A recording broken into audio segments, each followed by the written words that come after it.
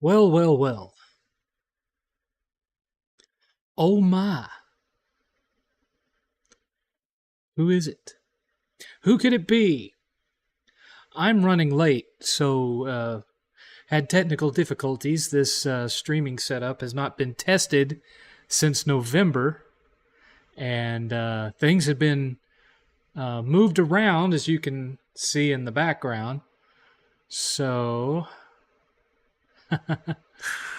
yeah, I go to try to do my stream and nothing works. The camera's not working, microphone's not working, it's lost my stream key. Everything was messed up. And so I've been utilizing 8th to make a mad scramble to get everything working again. So we are running late, and because of that, we'll give a few minutes for people to get logged in, and I'm going to announce that I'm online so people will know that I'm here, because I've been too lazy to set that up in OBS to do it automatically. So let's just get my Twitter going here.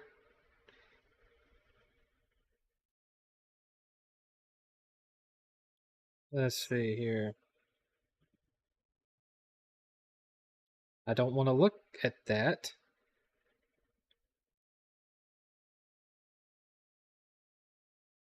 Thank you, stupid app. Okay. Da, da, da. Do, do, do, do, do.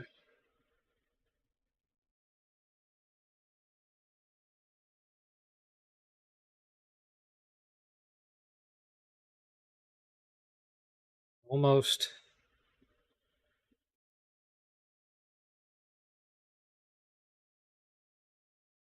Almost. Most.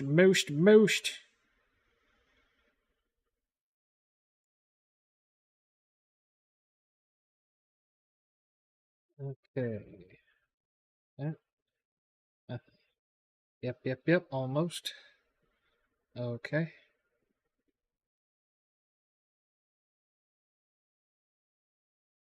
And, hey, oops. Oops. All right, good enough. Good enough. You know what? I don't like this grayed out background crap. I don't like having my background distorted like that. Hold on a second. There we go. There we go. It was important for me to you. Feels important for me for you to see this and see the condition that things are in. So, anyway, everyone start interacting in the chat, because this one's going to be a long one. Not, well, 3 hours, but I got a lot of ground to cover. So, it is Saturday, May 11th, 2024. I have not done a stream since November 4th. And this is the 7th cast. As always, I'm your venerable host, your friendly neighborhood 7th. 8th was in here helping me fix all this, because he was the one that set it all up. And he had upgraded my GPU, and that had hosed a bunch of things. I still don't have quite the video quality that I would normally have. We got to wait for it to be, well, actually it's down here now. We have to wait for reconfiguring the encoder through OBS so that it's using the right one, and that's why my frame rate's a little bit, yeah. So,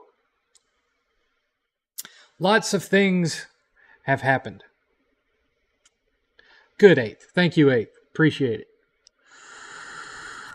Thank you, as always, for your assistance, sir. So, a lot has happened since November 4th. For those of you who have been watching me for a long time, some of you may actually remember that around this time a year ago, I got promoted.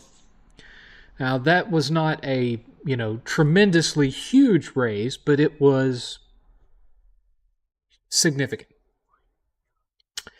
And once I had that kind of income coming in, Eighth and I started talking about the future. And I said, I want to make sure that you always have a roof over your head, including after I'm gone. So, how about we stay here in this rental house for 3 more years, and we will save up our money. And once we have somewhere around 40 or 50 grand saved up, we'll buy a house and we'll use that for a down payment. And we had lots of plans. We wanted something in the realm of 25 to 3,000 square feet, something just under or right at the lower end of the McMansion scale was what we were looking for. But we wanted it initially all on one floor with a great big central room, and like my side of things would be on one side of the great room, and his side of things would be on the other side of the great room. The reason I wanted all one floor is because I'm getting older, and I don't much care for stairs these days. I can make them up. I can make it up and down stairs, but it's a painful experience for me. And so I wanted, like this house, all one floor, and somewhere between 2,500 to 3,000 square feet. That's what I wanted. And we were going to save up for 3 years. And things got really busy at work, and it was making it to where they had put us on this on-call schedule, where initially it was only supposed to be 1 weekend a month, but because of the staffing levels that we had, I was having to do it multiple times per month. So it was making it impossible to stream because I had to be 24/7 with my laptop on and my phone handy in case something happened, and to deal with any issues that came in. And because of all the new software initiatives and everything that was going on, there was a lot of stuff coming in. So I wasn't really available to stream that much, as in at all.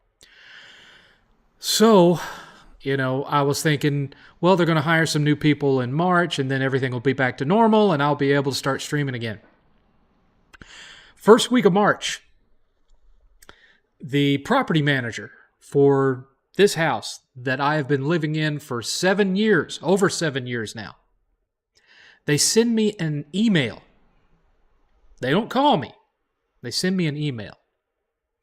Mr. Seventh, we've appreciated your years of business with us and how well you've maintained and taken care of the property, but we regret to inform you that the property owner has decided to sell. In point of fact, they have already sold the house. You have until May 31st to vacate the premises. You cannot leave early, however. You must live out the remainder of your lease. So you must be out by May 31st. And so I was in a conundrum. I could either do a mad scramble to try to find another rental home around here, or I didn't really know. And I didn't want to rent another home because, I had a good relationship with this property management company and hadn't had any issues for 7 years. But because of the change in the market, the property owner, who loved us to death, decided it just wasn't worth it anymore, and they were going to get out while the getting was good. And so they sold it out from under me. And I was not in any rush to put me or my son in that situation again anytime soon. So I'm sitting here thinking, okay, well, what if I find another rental home around here, and a year later, same thing happens? And then I'm having to go through the process of moving and packing all my stuff up again, and then again, and then again, and then again. And I couldn't do it. but I might not have had a choice. So here I was. I had no down payment saved up because we were going to start this year saving up. I had no down payment set up and saved up at all. So, not knowing what else to do, I started looking around, first of all, at what properties cost around here. This house, that's only 1,425 square feet, and is 30 years old. Supposedly, it's worth $365,000 because it's close to Austin, where all the Californians have been moving in. I couldn't find a house in a decent price range anywhere here. The minute you got close to 2,000 square feet, you were going over 400 grand. And so I was at my wit's end. So I was watching YouTube videos, and I found a YouTube video from a local Texas realtor here named Jason Brandis. And I watched his video. He seemed pretty straightforward. Didn't seem like a BSer or, somebody to be, some kind of shyster or what have you. So I reached out to him, told him my situation, and he referred me to another company that he works with for people that are in situations like mine. And I told him up front, I don't want no adjustable APR. I don't want to be in a mortgage where, a couple of years down the road, all of a sudden my interest rate shoots up and I've got this homeowner's payment that I can't afford. And they're like, no. This is FHA. You get a fixed interest rate, and that's the interest rate that you're always going to have. I was like, okay, here's my situation. And so they did some numbers, and they said, well, your credit rating is good enough. Your son's credit rating, good enough. But you're going to have some kind of down payment. And I thought, well, crap. Because I'd gotten my bonus, and I got a decent-sized bonus this year. I always do. But the moving expenses were going to eat up most of that. And so, just out of curiosity, I went to my 401k and was looking around in my 401k, and it turns out that without having to take a loan, I could do a one-time hardship withdrawal for purchasing a home if it was going to be my primary residence. And so I took some money out of my 401k, which was getting pretty sizable at the time. And that was my down payment. And we ended up, the first house that we went to, we loved it. It was like almost 2,900 square feet. But then we went into the backyard. These people owned 2 dogs. I don't know what breed they were, but they're big white dogs. And they had them in a cage in the back, but it was painfully obvious from looking at the backyard that they didn't really spend a whole lot of time in those cages. All of the grass had been dug up from them running around in the backyard. Because of this, there wasn't grass to keep the dirt settled, and Texas is a windy state, and so the back of the house was like permanently stained brown from all the dirt that had been blown up on it from the dogs killing the yard. And on top of that, it had a covered back patio that had wooden beams on either side. They had gnawed these beams to where there was just like maybe a broom handle's width of the wood left down at the bottom. It was a collapsed awning waiting to happen. They had clawed all over the back door. Inside of the house looked great, but the backyard and that, there was going to be at least $10,000, $15,000 to repair that. And these people weren't wanting to budge on their price. Then we go walking up to the second floor.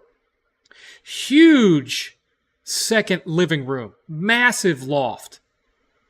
Absolutely massive loft. In fact, this was where the majority of the square footage was from, was this great, huge, wide open room.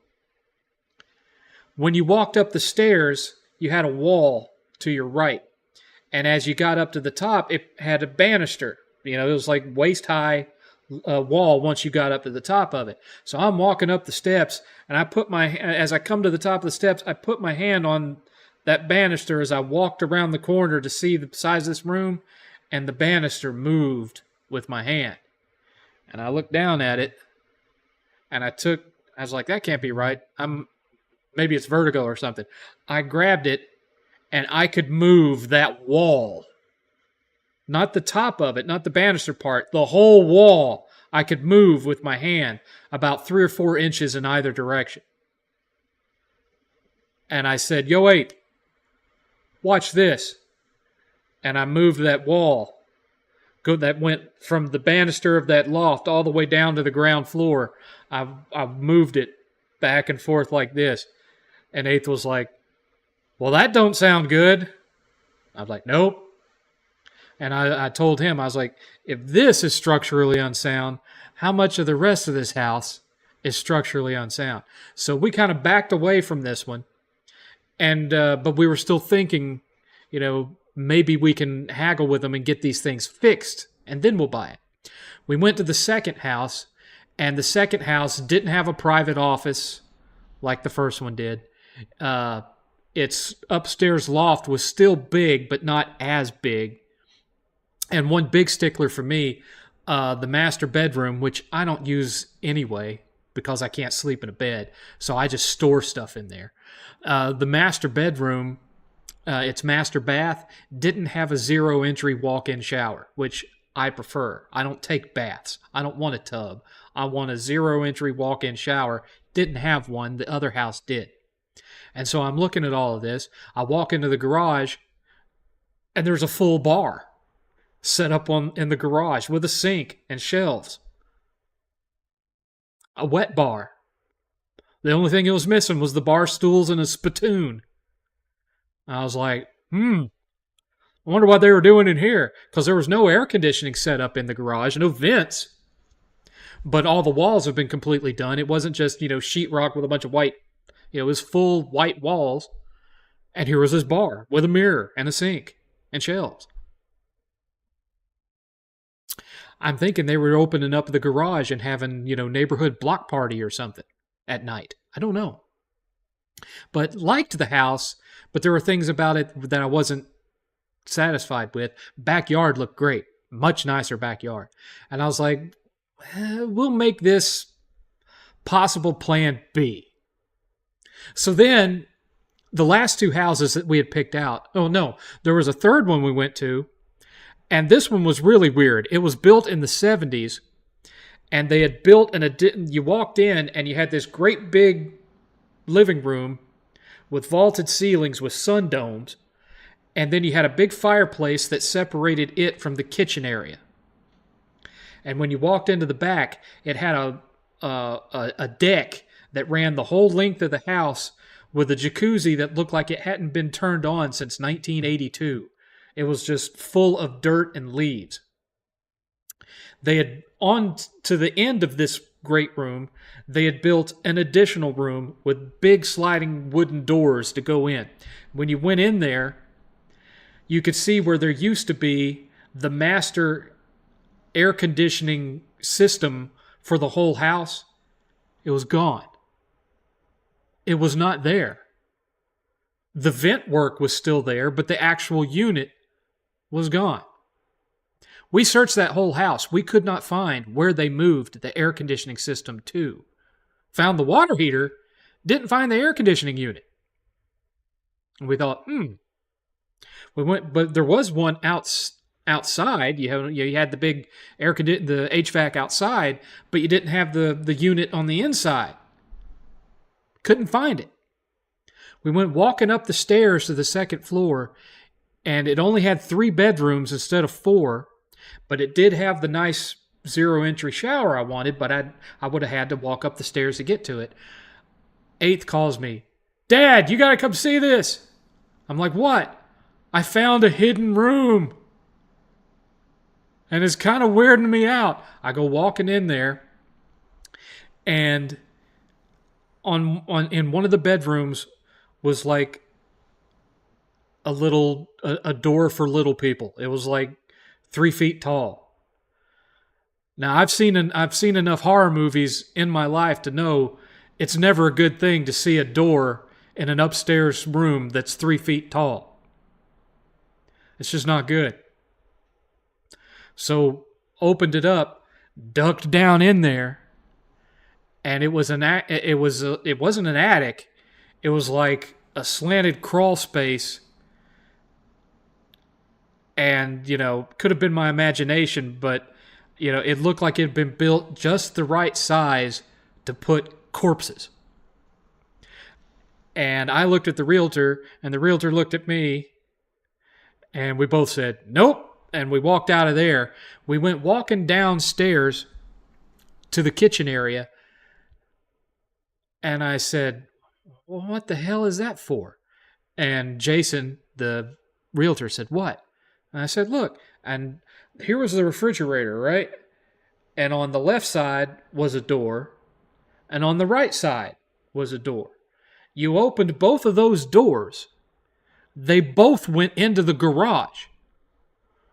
You had two doors, full-size doors, on either side of the refrigerator, and you opened them both up, and there was the garage. And I turned to him, and I said, you know what this is, don't you? And he said, what? I said, this is when they're ready to get rid of the bodies in the hidden room. They can carry 2 down at a time and get 2 into the back of the car at the same time because they have 2 doors for it. And I was like, I'm leaving. And he was like, good idea. And we left that house. We had 2 more houses that we went to, and both of them were in the same neighborhood. Hi, QB. Let me finish telling my story, and then I'll start answering questions. So just, y'all can talk amongst yourselves, but just let me finish this. It's kind of long-winded. So, went to look at 2 more houses, both in the same neighborhood. They're supposed to be 2,000 square feet each. When me and 8th pulled into this neighborhood, there was a great big sign telling you the name of the neighborhood. I can't remember what it was. The logo was the front of an old school locomotive coming at you.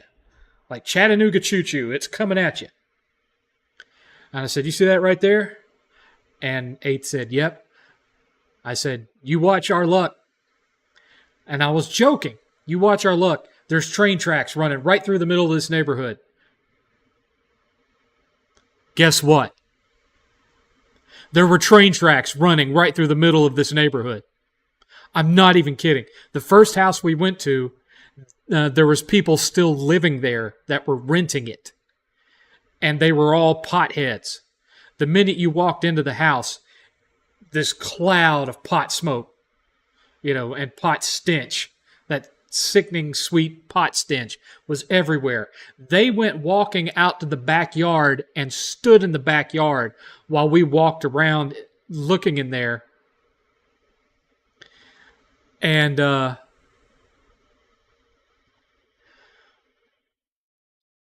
dude was out there watering his pot plants. He had pot plants on his back porch, and he's sitting there watering his pot plants and occasionally looking in through the back window at what we were doing.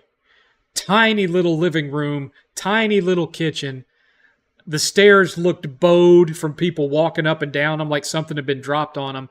8th went walking up there, came back down, no way. And when I looked out in the backyard, right on the edge of this backyard was about a 7-foot tall levee with train tracks going right through the backyard. And we came out and stood outside for a minute, and there was a guy bringing his trash out, and we asked him, how often do trains go through here? And he's like, a few times a day. I was like, Does that bother you? And he was like, oh, we've got everything pretty secured down, so nothing falls off the shelves anymore. There was one other. There was one house. Yeah, Eighth was saying there was another one we were supposed to look at, but they wouldn't let us go in. But then there was a third one. The third one was deeper into the neighborhood, away from the train tracks. We went walking around, and that one had the same floor plan as the one we just came out of. Tiny. Didn't look like 2,000 square feet at all. And right when we were standing in there and I was talking to Jason, here comes a train. The whole house shook. I was like, nope, we left. So, me and Eighth went home and talked about that house with all the damage. And I told the realtor to reach out and see, are they going to work with us on repairing all that stuff that's wrong with the house? He comes back and says, no, they're firm on their price. Oh, and by the way, their sprinkler system doesn't work either. They just informed me of this. Their pipes burst because they forgot to turn the water off last winter.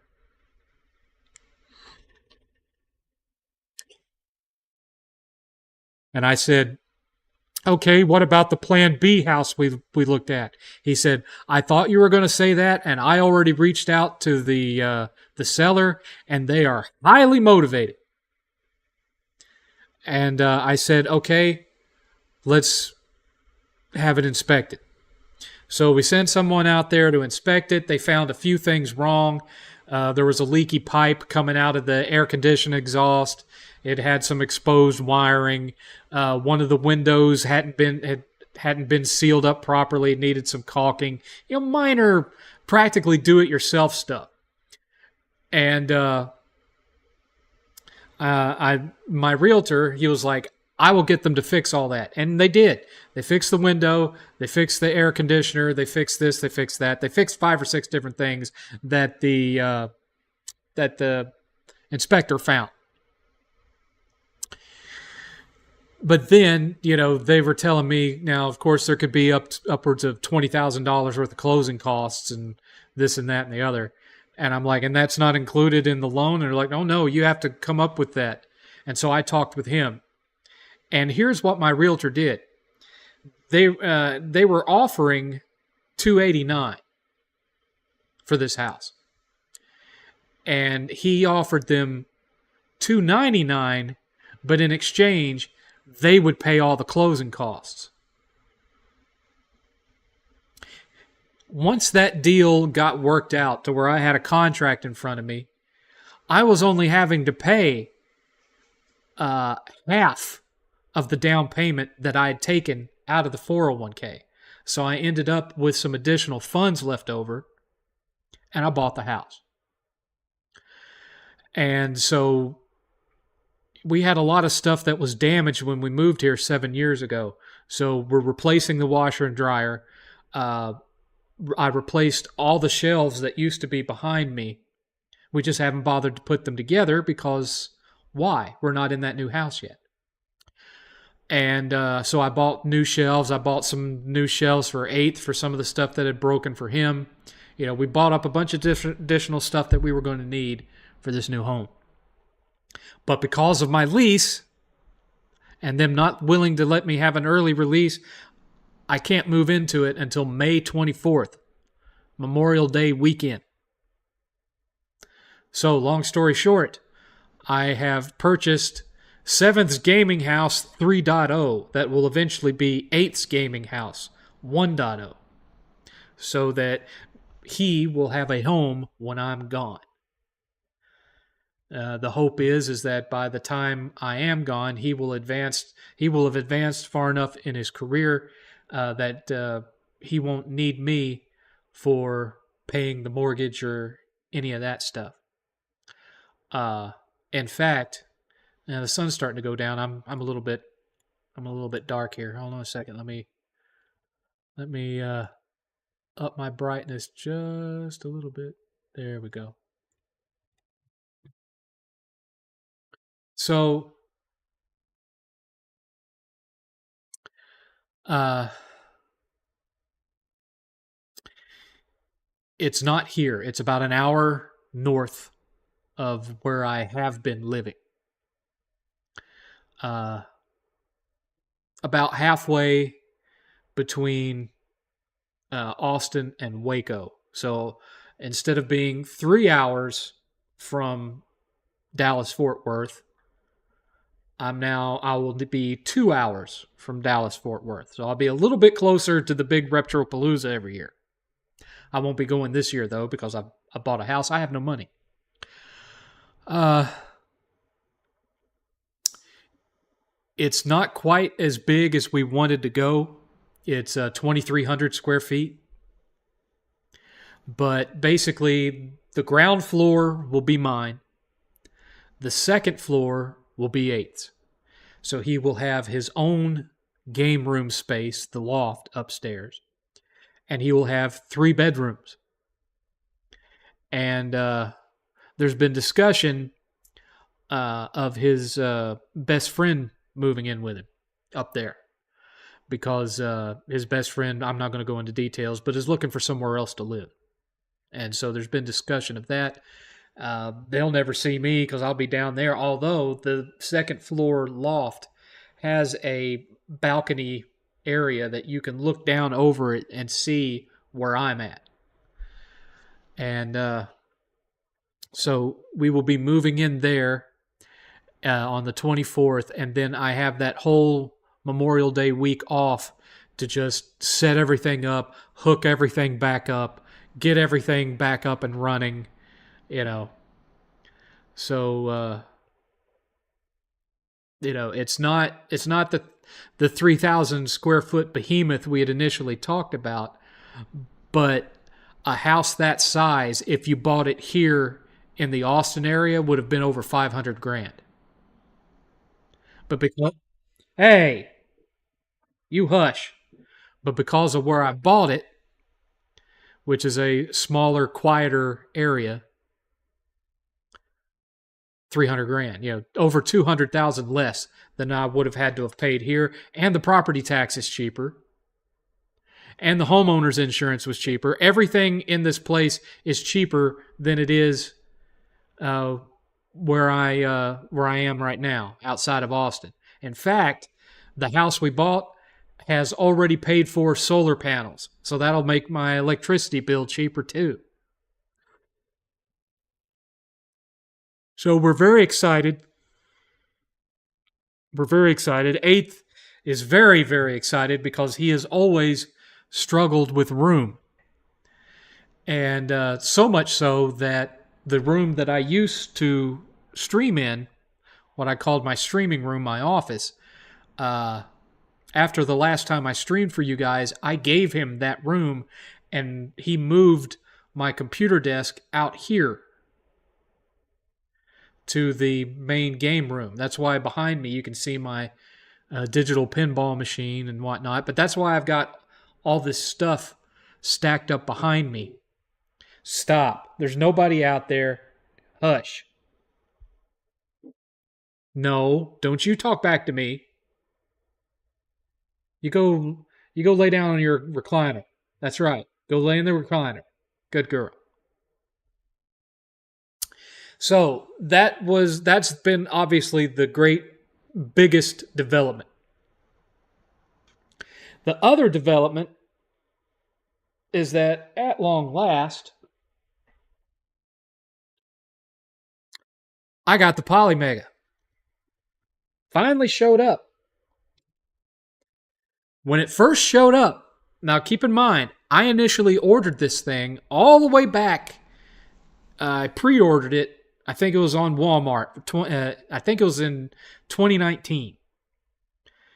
And then in 2020, it was getting to where Walmart kept recharging my card for it to prove that I had the money in there.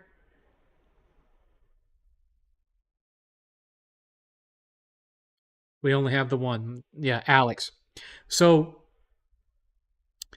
I ordered it from Walmart, pre-ordered it from Walmart, and they kept doing like a verification charge like 2-3 times a month.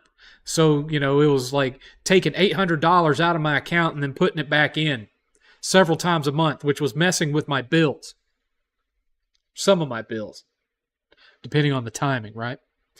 And then when things weren't going the way they were supposed to be, as far as like when the PolyMega was going to be ready, uh, PolyMega put out a statement saying, we've had issues with Walmart. We are severing ties with Walmart. Cancel your pre-orders at Walmart and come directly to the site and pre-order from us. Well, I got really pissed off about it, and I'm like, you know what? I'm just not going to get one. And I canceled my pre-orders, and I didn't go to the website. Well, flash forward to March of 2022. I get my bonus, and I'm like, you know what? I changed my mind. I do want a PolyMega, and I pre-ordered it off the website. March of 2024, and they kept moving the release date of it. It kept getting delayed. It kept getting delayed. And at one point they said, everyone who's pre-ordered a PolyMega will get their unit by the end of this year. That was 2023. December 31st rolled around. Nothing. They didn't acknowledge that they had said that. They just said, we're excited to announce that we'll definitely be shipping out all of these starting in February of next year. Long story short, I didn't get mine until March.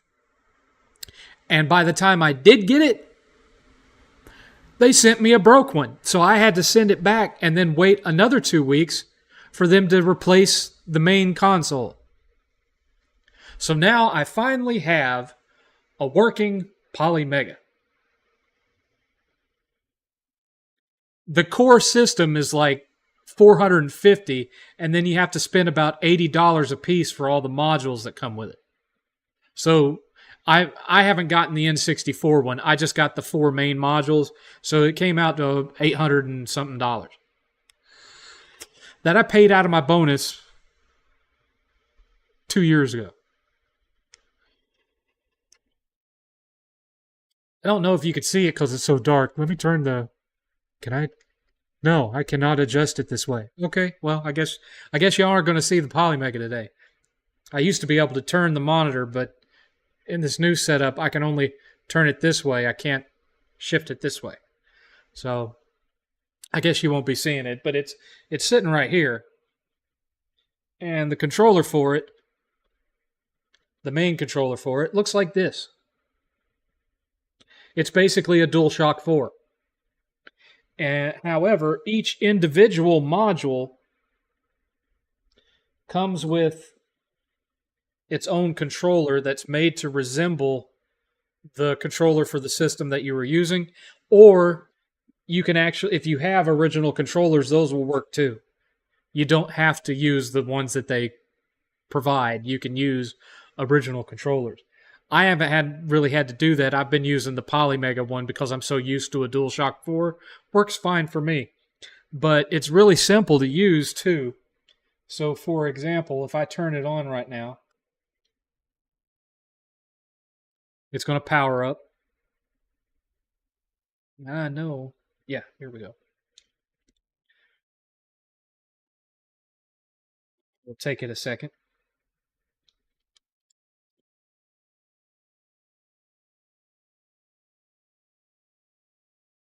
Come on now.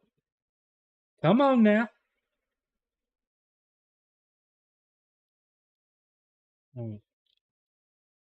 Now, here's how it works. Let's say, for example,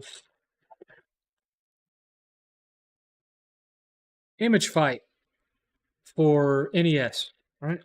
This is one that I recently picked up. It's not a super rare game. About a $20 game, give or take.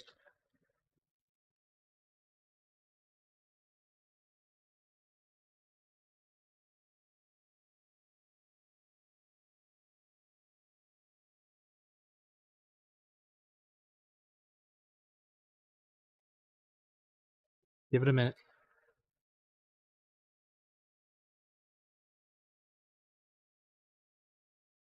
I had to reboot it.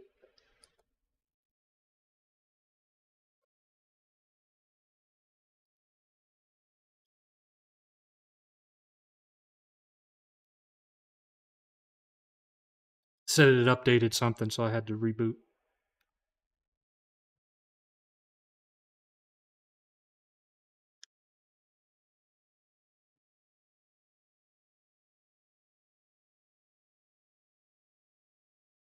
That's one thing that annoys me about it is it takes a long time to load up.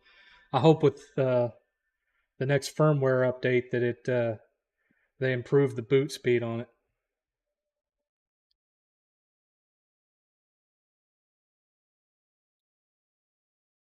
It gave me some error that a save data file where I'd done a save state had become corrupted and it needed to reboot. So now it's booted up, right? So you take the cart, you pop the cart in the system, like so.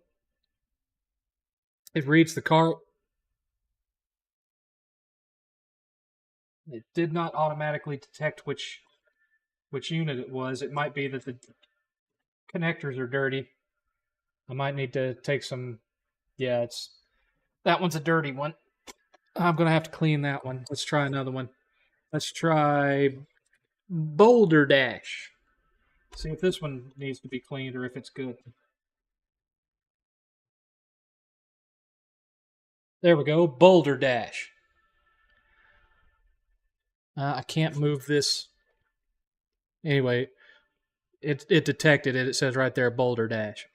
So all you have to do is click X to manage, and then you select Add to Collection and Install. This installation requires 65 KB. Do you want to do it to internal storage or the SSD, which I have a 1 terabyte SSD in there. So I select external storage. And did you hear that little beep? That means it's already installed. It took like a fraction of a second to install it. So then you go to return home, and then you come down here to NES, and then it has all the NES games I've installed so far, which so far I've installed 62 of them in there. And so you can see me scrolling through all the ones that I installed, like there's Journey to Silius, there's Gargoyles Quest 2. You know, I've got all these NES games already installed. But here's the really fun part about it, is that once you get it installed, you can just take the cart out, and you never have to use the cart again. This one, either the chip has come loose inside the cart and it's pushed too far back for it to register, or it needs to be cleaned. So I'm going to take a Q-tip, a little bit of alcohol. I'm going to clean the connectors off real quick. Because it's bright enough, they can see me without a lamp. The light from the monitor is lighting me up enough to where they don't need that. Plus the light from that TV is lighting me up too. So I'm going to clean the connectors. And after I clean them like this, yeah, it had some dirt on there, all right. It's dirty. I'm going to use the other side to dry it off. Let that clean out some. And then I'm going to air it out, wait for that alcohol to evaporate. Once you can't smell the alcohol smell, it's pretty dry. And now I'm going to try it again.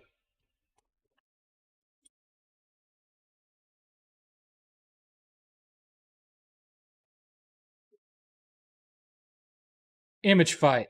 Found it this time. Manage. Listen for the beep. The beep is when it's done. The bell. Do you want to store it? External. Watch. Done. Installed. Oh, well, okay. Whatever. Whatever. Anyway, that one's done. Now, you can do the same thing with Genesis carts. But to do the Genesis carts, I have to take the NES module off, put the Genesis module on, and then I can install Genesis games. By the way, this is Crossfire. In Europe, this was known as Super Airwolf, based on the TV show. It's a vertical shooter based on the TV show. It's way better than the NES Airwolf game, which is like this crappy flight simulator, Top Gun looking piece of crap. It's not called Airwolf here because the company that made the crappy NES Airwolf game still had the rights in the US. So in the US, we get Crossfire, even though it shows the freaking Airwolf on the back of the box. Go figure. But anyway, here's one of the things that I really love about the PolyMega. You can use Japanese Saturn games on it, because no matter what module you have plugged in there, it has a CD drive on the bottom. So all you have to do is you take your disc, put it in the unit, it's gonna spin it up, detect what game it is, and the same thing. Do you want to install it to the SSD? I tell it yes, but instead of it being instant, of course, it has to copy all of that CD data, and it takes about 5 to 10 minutes, depending on the size of the game. So it is scanning the disc now. It always takes it a little bit. There we go. Lunar 2 Eternal Blue, Disc 1. Hit X to manage, add to collection and install. Yes, external storage. And now it's installing Disc 1. And then I'll install Disc 2, and then it'll be ready to go. Well, not quite ready to go because all of it will be in Japanese, but what you can do is you can put a micro SD card in this thing, go onto the web, download English language patches for these Japanese Saturn games, and make them English. All on one system. So eventually, it's not hooked up to do so now, but eventually, once we're settled in the new house, I'm going to have this hooked up to my Elgato so I can stream with this thing. But that's not the only option that I have for streaming gameplay. Because while I was waiting impatiently for my PolyMega to show up, I also purchased a 12 terabyte emulation drive that has all of my favorite arcade games and stuff on it. It has over 100. I don't know if you can see. Here it is. It has over 100,000 games on it. It has dang near every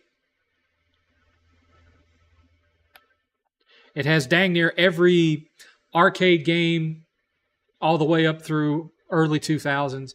It's got every NES game, every Super NES game, which I know is kind of redundant, but this is just the way I wanted to do retro games. I mainly bought this for streaming arcade games, is what I wanted it for, more than anything else.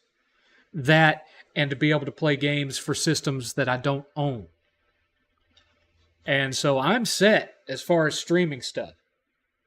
I'll be able to stream just about anything that you guys request, because I'm going to be doing it when I eventually get back to streaming again. I'm going to be doing it the same way that that Jay and Billy do it, where you pay a couple of bucks, you get to pick the game that I play. That's the way it's going to work. And as long as I have it available to stream from, some weeks I'll do the arcade games, some weeks I'll be running strictly off the PolyMega. It'll just depend. We'll do it one way one night. I'm also eventually going to be setting up memberships where everyone's going to have. I'm going to redo my Discord, and it's going to be invite only because nobody's using it right now anyway. I'm going to make it invite only, and we'll have members will get access to some kind of monthly event. I haven't figured out a way where I would be able to stream watching a movie without getting into a crap load of trouble. So it may have to be a thing where we all pick a movie and we're just, talking over it while we're all watching it on our own individual screens and just sync it up and have a movie night where we're all just sitting and clowning around and cracking jokes and doing the whole Mystery Science Theater thing while watching the movie. That might be the special members only monthly thing that happens. I haven't decided yet. It's all still kind of whirling around in the old, almost 50-year-old brain, you know? But those are it's at 41%. Those are the big things that have been going on. Now, the mortgage is not cheap. We're talking a little bit over $2,700 a month. And in the short term, because of it hitting before me and Eighth had a chance to pay the bills we wanted to pay off and save up, that's why the mortgage is the size it is. If I had been able to save up, would have gotten a much bigger down payment, lower monthly payment. However, in the short term, for the next 5 months, I'm going to have just a few $100s left over a month after bills are paid off. Not a whole lot. However, in October, my car is paid off. And that will free up $500 a month, and that'll put me back more or less in the range that I was before I had to buy the house, which was almost, right at $1,000 a month left over fund money after all the bills are paid. And then we are going to start systematically wiping out the remainder of the discretionary bills that we have. And once we get those paid off, that'll be an additional $800 on top of that. So I'm going to be after bills clearing over $2,000 a month, and then we'll be set. If we want to buy a game, we can buy a game. If we want to go on a trip, we can go on a trip. We want to do something, we'll be able to do it. No big deal. No big deal. But the first 5 months living in the house is going to be tight. It's going to be tight.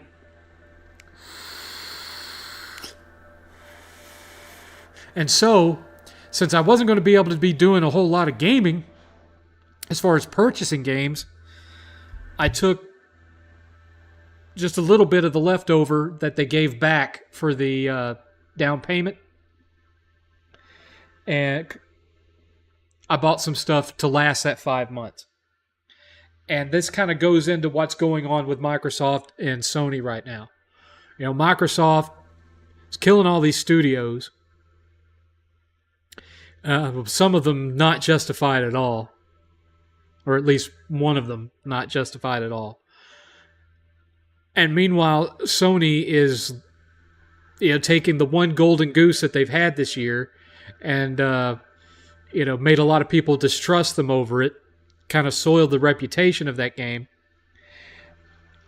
And what it really boils down to is Sony wanted to make money in the PC market, but they didn't take the time to really understand PC consumers and what's important to them and what is not.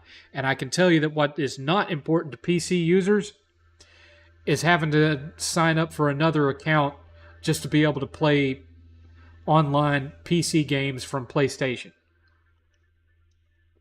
And they've already had to learn that lesson with Helldivers 2, and now they're getting ready to have to learn it with the PC version of Ghost of Tsushima because people are already refunding it.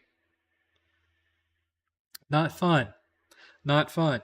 But on top of all that, Sony has nothing first party coming out this year.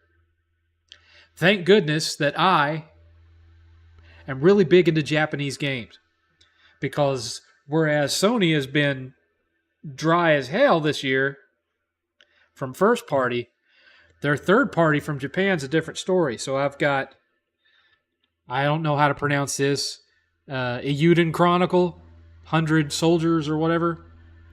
It's supposed to be a spiritual successor to Suikoden. I got that.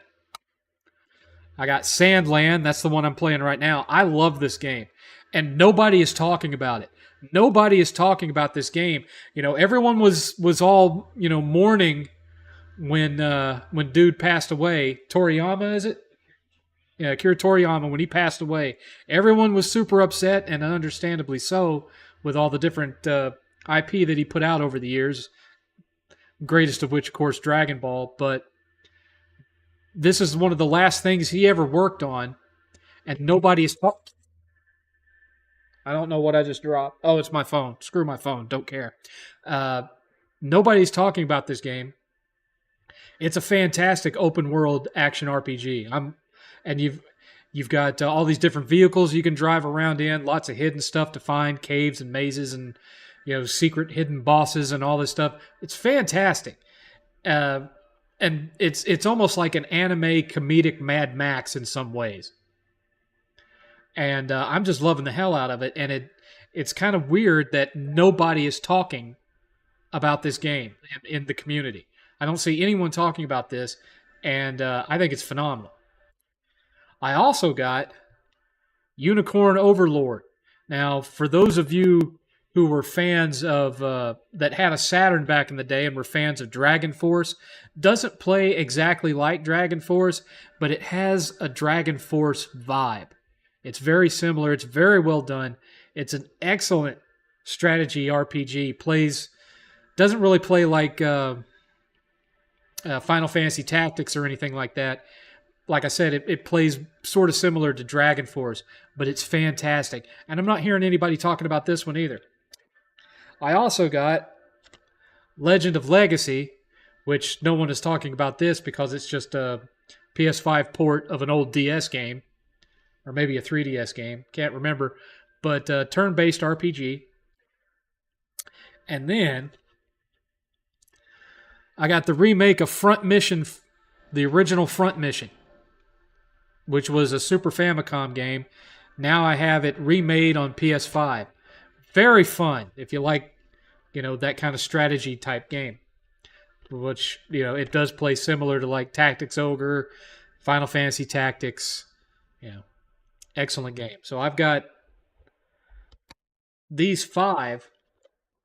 And then we have other games that 8th has purchased that he's playing that I will get to play when he's done. So I am not hurting for games this year from Sony. That doesn't mean that it doesn't suck, that they don't have any first-party stuff coming out. But, we in the 7th household, we are eating quite well.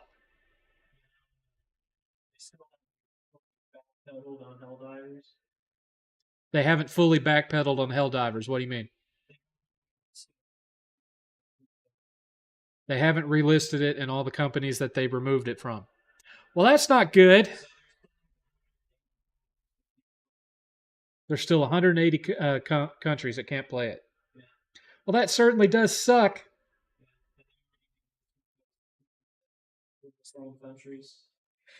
Yeah, Sony, Microsoft, it seems like Nintendo's the only one that's making good decisions these days. It really does. I mean, I don't think that I can understand why they would say, guess what? We are working on the next system. Here's a tiny sprinkling of details. They don't want to, they don't want to let the full horse out of the barn until they're closer ready to release. But at the same time, they don't want people to the excitement to wane. So, they're trickling the information out bit by bit. I get that. But as far as games go, Nintendo haven't had any missteps like this.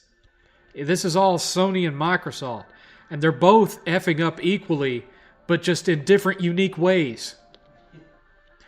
And I don't know, man.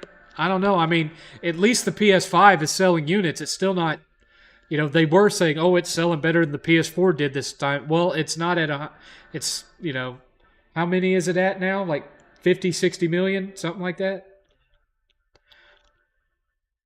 We're how many years in now? We're 4 years, going on 4 years. It'll be 4 years in November. It's not doing gangbusters, and I don't really hear anyone that's overly excited about the rumored PS5 Pro either. Whether or not I get one will depend on how the bills are going by the time the car's paid off. But yeah, we're all set in that regard. Not if the dry spell's not affecting us. It feels like we're going into another market crash, but it's a different kind of market crash. Because here's the thing with Microsoft. You had Tango Gameworks, the makers of Hi-Fi Rush. Their game was praised all over the place.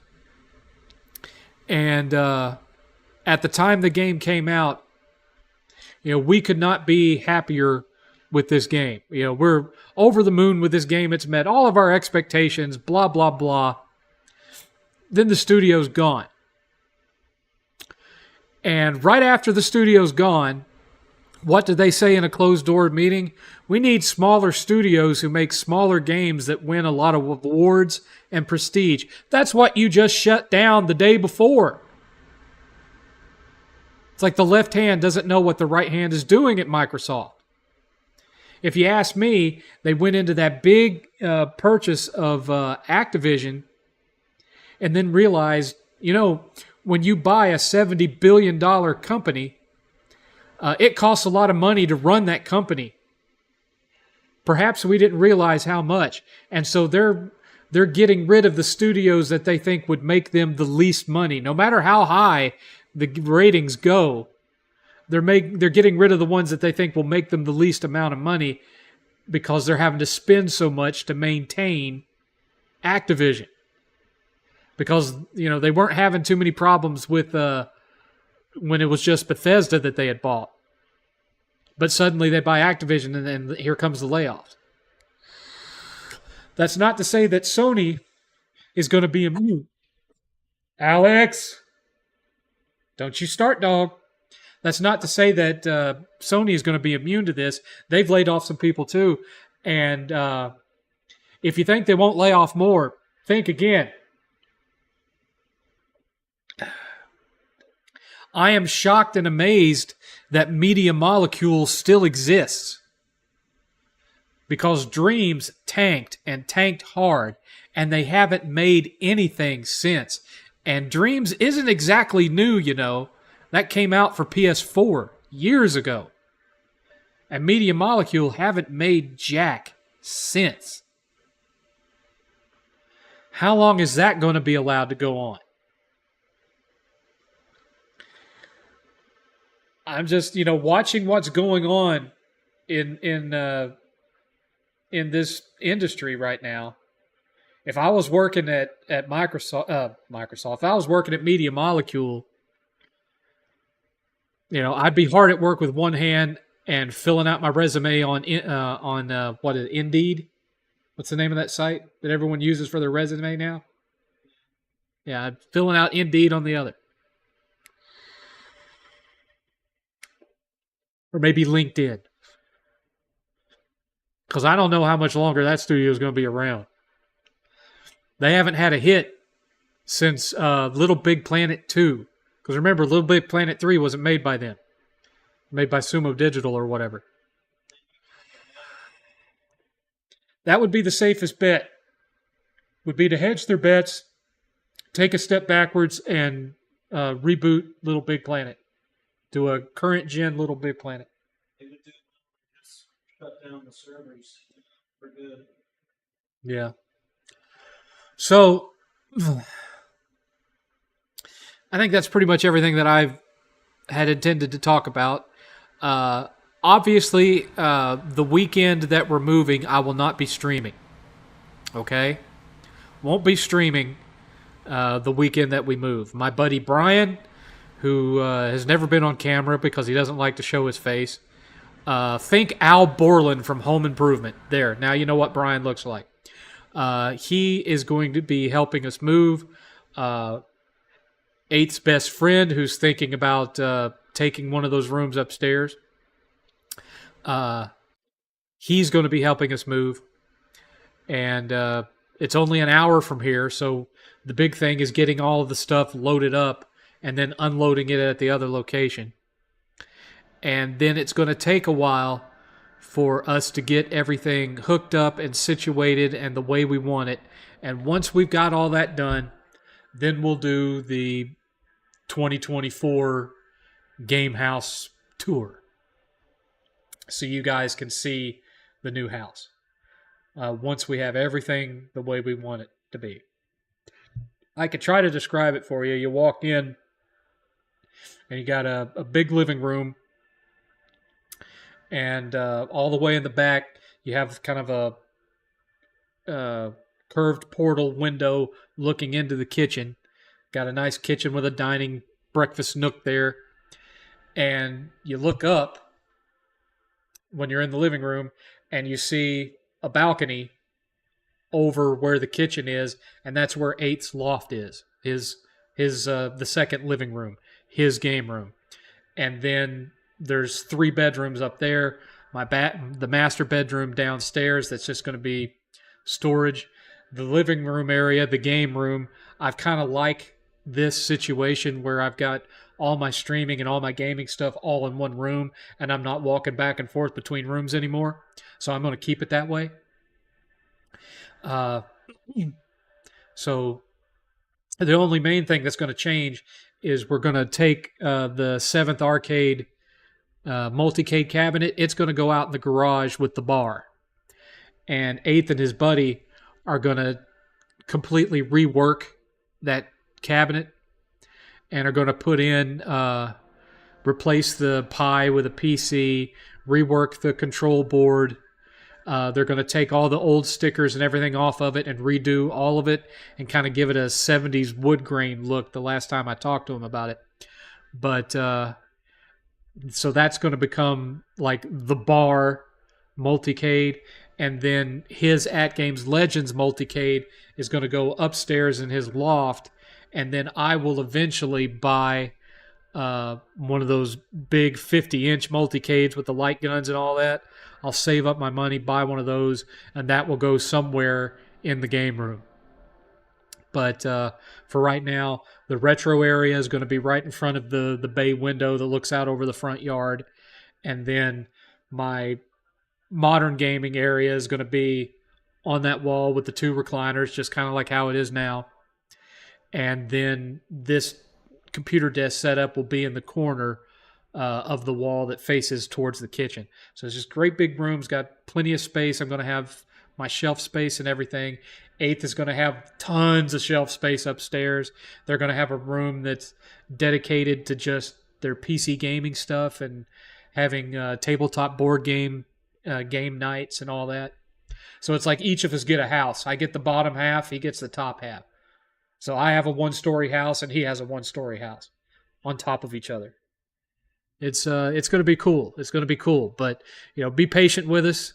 Give us some time to get everything the way we want it before we start putting it on camera. And that's about it, folks. That's about it. So from here on out, we'll start answering some questions. So let me scroll up and see if there's been any. The new place, how close is it to a Crystal? Nowhere near. We're still in Texas. We're just an hour away from where we are now. The closest Crystal is in Louisiana, as far as I know. Hi, Enemy TV. Hi for Life. Let's see here. We talked about Microsoft closing studios. QB was wanting to know how 8th's doing. 8th is doing fine.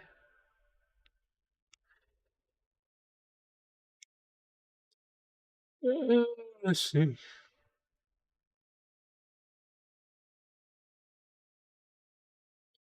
Some of those shelves were sagging anyway, mate. That one that was holding the Atari was on its way out. Yeah, those were little $29 Walmart shelves, just to have a place to put the stuff. For the classic consoles, because now that I have the PolyMega, for the most part, the majority of my retro consoles will never get turned on again. The only ones I'll ever be hooking up anymore is like ColecoVision and Intellivision and Dreamcast, Jaguar, 3DO. The stuff that the PolyMega currently won't do. I'm not sure why it can't do 3DO. I mean, it has a disk drive. Now, the reason it can't do Dreamcast is because Dreamcast is GD-ROM, but they are talking about making an adapter where you can hook your Dreamcast to it, boot the disc up on the Dreamcast, and the PolyMega rips the ROM off the disc and installs it on the SSD. But don't know when or if that'll happen. There's also rumors it's just powerful enough to where it can emulate PS2. That's as high as it can go. But I bought a great big metal industrial shelf that's used for like garage storage of like car batteries and parts and stuff. It's like a big auto parts metal shelf, and that's going to go in there, and that's where all of the retro consoles are going to sit from now on. So no more sagging. And as far as the shelves that hold the retro games, it's going to be the exact same type of shelves that you saw along this wall. I just bought brand new ones because the others were heavily damaged from the move from North Carolina, and they were falling apart because of that damage. And so I just bought brand new ones that are going to go right across that wall. And eventually I'm going to buy 2 more to go right across another wall. My pinball machine that 8th made for me, it's doing great. I've got several hundred pinball machines installed on it. Billy was actually over here a couple of months ago.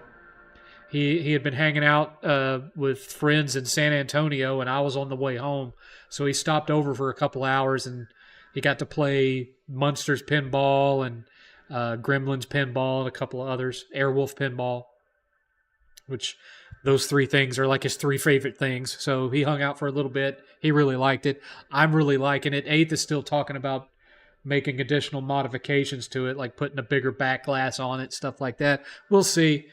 I'm happy with the way it works as of right now. Yeah, I know. We've got a lot of other things that we still have to pick up before we can get to back to where we can start, buying stuff just for the fun of it and that kind of thing. Yeah, he still doesn't have an entertainment stand for his TV. He hasn't picked one out yet. I picked out one for mine. It's a great big 6-foot thing with glass doors and lights in the back of it. It's going to hold tons of stuff. It's pretty sweet looking. It's pretty sweet. But, give us some time to get everything looking good. Now, let me keep going on to questions here. Welcome back. As I live and breathe. As I live and breathe, the 7th level. Yes, it is I. Behold, I am the 7th thy level. Ye shall have no other 7ths before me. It's a retro system. Yes, it's a retro system. PolyMega. Go look it up. So I'm going to be online. PolyMega looks promising. Yes.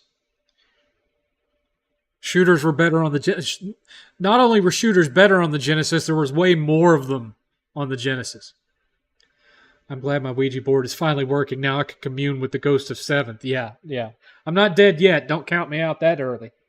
But again, the thing that I'm loving most about this thing is that all the Saturn games that were too expensive for me for the US versions, even though technically I have the most expensive one there is, I just didn't pay what it's worth now for it. I can buy the Japanese version, and that includes games that never came out in the US for the Saturn, like Lunar Silver Star Story Complete and Lunar 2. And so I consider that a big win. I'm very happy about that. And so now I'm installing Disc 2 of Lunar 2. Let's see here. How much would we have to pay you to play survival horror? I don't know if I have any working... Well, I have Silent Hill for PS1. I have Silent Hill for PS1. So I guess I could play Silent Hill. We'll see. I mean, keep in mind, I know I'm not doing the whole 1 hour remaining and all that stuff because right now I'm just happy that this is working. So I'm not going to try to mess it up by using any of my Stream Deck stuff right now. But I've been gone since November, guys. I've been gone since November. I've been streaming for an hour and 21 minutes. Ain't nobody donated. Ain't nobody donated. Not so far. Or at least if they have, I haven't gotten any pop-up notifications for it. No donation alerts have popped. So, let's see. Not that I ever complain about that kind of thing. I'm just saying, you're talking about how much would we have to pay you to play a specific game? It doesn't seem like, it doesn't seem like in the economy that we're in, anyone's in that follows me is in a, donate a couple of bucks mood. You know what I'm saying? Let's see. Let me install this real quick, and then we'll get back to answering questions.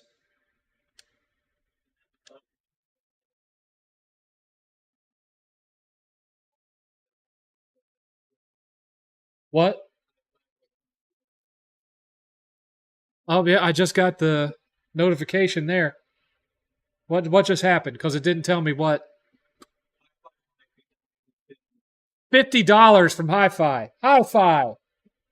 I was just clowning around. I was talking about the little $1 and $2 donations I usually get. You didn't have to do that, son. I'm greatly appreciative of it. I appreciate that very much. Do you have a particular game or something that you would like me to spend that $50 on? To watch me play it? Or is that just, buy what you want to play until your car's paid off in October? You let me know, son. Let me know, and I'll catch up. I'm trying to catch up now. That was awesome of you, son. You didn't have to do that. Hopefully Tokes is... I haven't heard from Tokes in a long time. I think last summer was the last time I got anything from Tokes.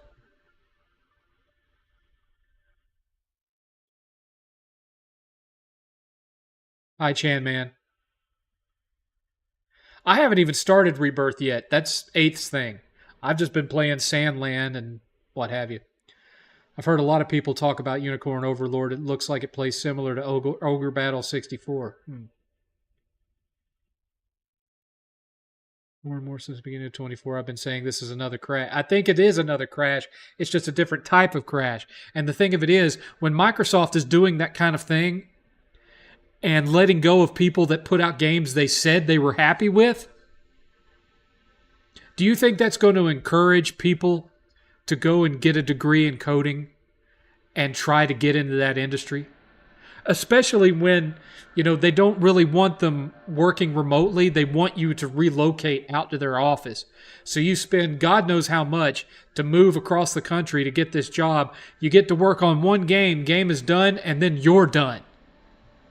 And you're sitting there in a city of strangers with no money coming in and no support structure because your family's on the other side of the country.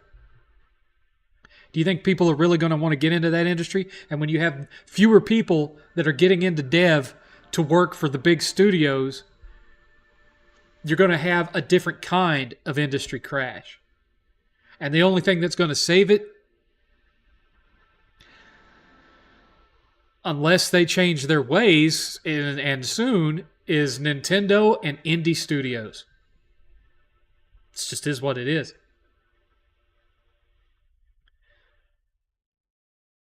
I'm only looking forward to Hades 2 and Elden Ring DLC for the rest of the year.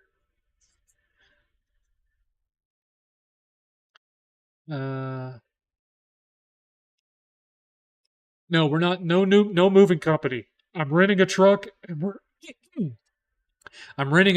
doing it ourselves.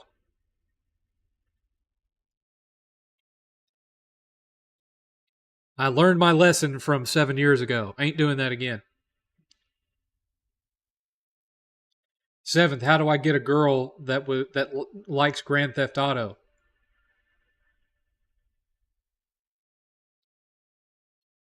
I've been divorced for 12 years, right?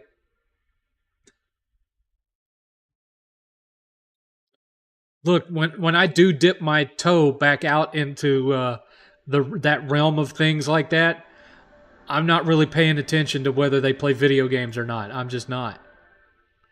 I don't care about that kind of thing anymore. Thoughts on the PS5 after 3.75 years? Well, I'm not as getting much out of it as I did my PS4, but thankfully I have Japan to keep me in gaming because Sony's kind of letting me down.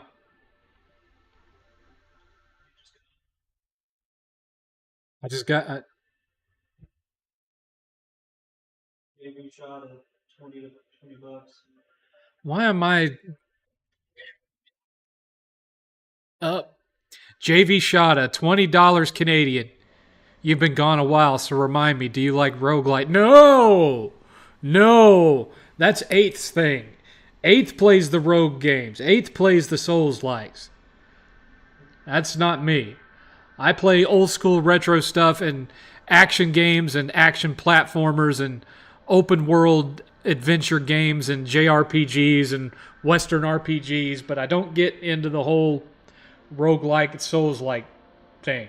Although he keeps telling me that I'd really like Elden Ring and I need to give Elden Ring a try. We shall see. We shall see. I would not mind to donate, but I don't have much, and I'm such a hick when it can. Don't worry about it, Soul Drift. Don't worry about it.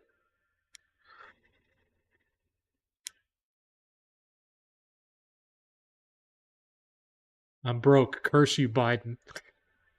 I I appreciate it, JV. Thank you. Means a lot, sir. Why are big tech companies against remote work? You don't have to rent a big office. Well, my company don't care. I've been work from home since 2020, and my productivity went up because when you work from home, you don't have to take 15-minute breaks. You don't have to take hour lunches because you're home. You don't call out sick as much because you're home. You're already here. There's no out to call out. You're here already. It's just a matter of, are you logged into your laptop or are you not logged into your laptop? Now, there are times that I still have to say, hey, man, I can't stare at this laptop right now. I've got a migraine. I can't. I'm seeing auras. I'm going to have to call it. But I'm now in a salaried position, which yes means I don't get overtime pay anymore, but it also means that I have unlimited paid sick days. I don't abuse that, but if I want to call out sick, I'm not in that position of you have 5 days a year and then you get docked pay. That don't happen to me.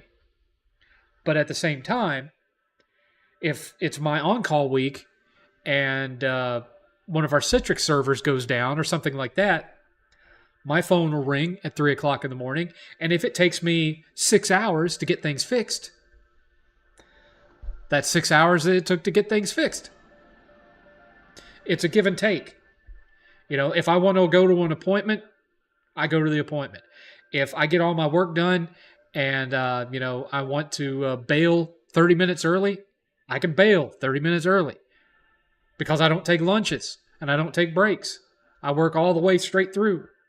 So I have a lot of give and take, and a lot of it has to do with the fact that I work from home. And they like me working from home. We have Zoom calls and Teams chat calls, so they still get to see me. But it's worked out really well, and especially now that I'm on this new team. I mean, okay, Lunar 2 is here; it is installed. Now that I'm on this new team, everyone on this team is the same way. They all work from home. So while other companies are like trying to reverse it, not mine, because it saved mine a lot of money and increased the productivity, which they really like. But by the way, Lunar 2 is now installed. So all I have to do is just click on Lunar 2 and click play. I don't have the TV remote where I could turn up the volume of the monitor here, but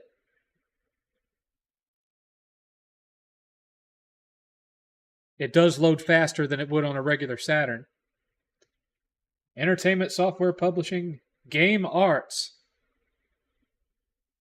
Vanguard works.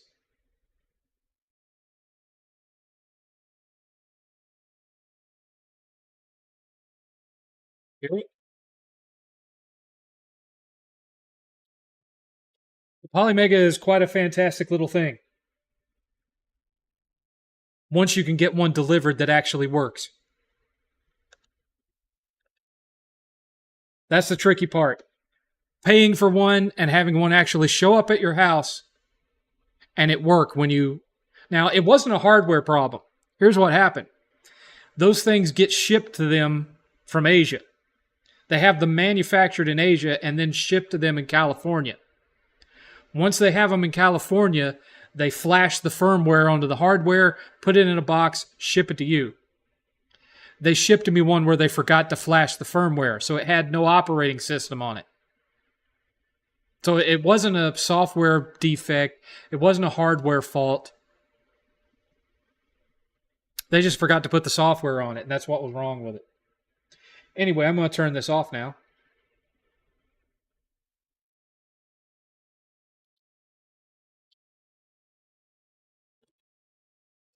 And we're going to get back to asking questions. We're going to get back to asking questions because I think I'm almost all caught up, y'all. F word, California, New York City. Yeah. I'm in agreement with that. I would never live in either one of those places. How will your back hold up during the move? Make sure you don't lift anything too heavy. No, I'm going to be lifting the smaller stuff.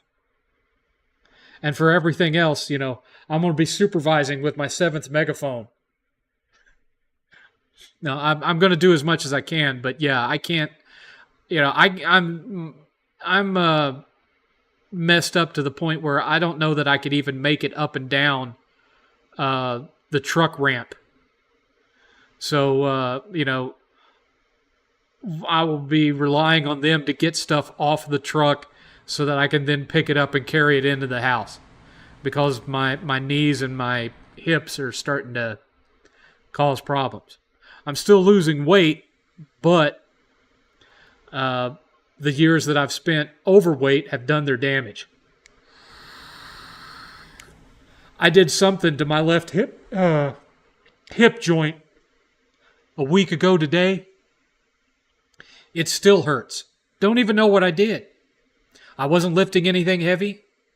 I got up out of my chair to go get me something to drink, and it felt like I ripped something in there. And it was like this electrical shot of pain that went from my hip joint all the way down into the back of my ankle. And it was really, really sore. At one point, to the point where I couldn't even sleep, it was hurting so bad. But that stopped. It's almost completely gone, and now it's just kind of a little bit sore. So I don't know if I pulled a muscle, if I pinched a nerve. I don't know.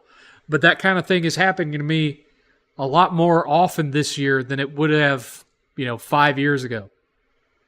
So, I am finally getting to the point where my body is showing its age. Maybe not so much in the face, aside from the gray and the beard, but everywhere else, things are starting to not work for me the way they used to. But I can still talk in front of a microphone, damn it. And I can still play my games. True, I can no longer feel the right side of my thumb, but I can still play video games. All those so-called AAA companies are going to lose all their money if they keep angering people. You're not wrong. If I had the money, I would give you $1,000 to buy Urban Chaos Riot Response. It is underrated, and it's a game that Rocksteady needs to go back to. I think I used to have Urban Chaos. I don't believe I have it anymore, but I used to have it. It's a PS2 game, right? 7th, do you own XGRA for either PS2 or GameCube? XGRA. I don't think I know what XGRA is. What's XGRA? Grandia Extreme?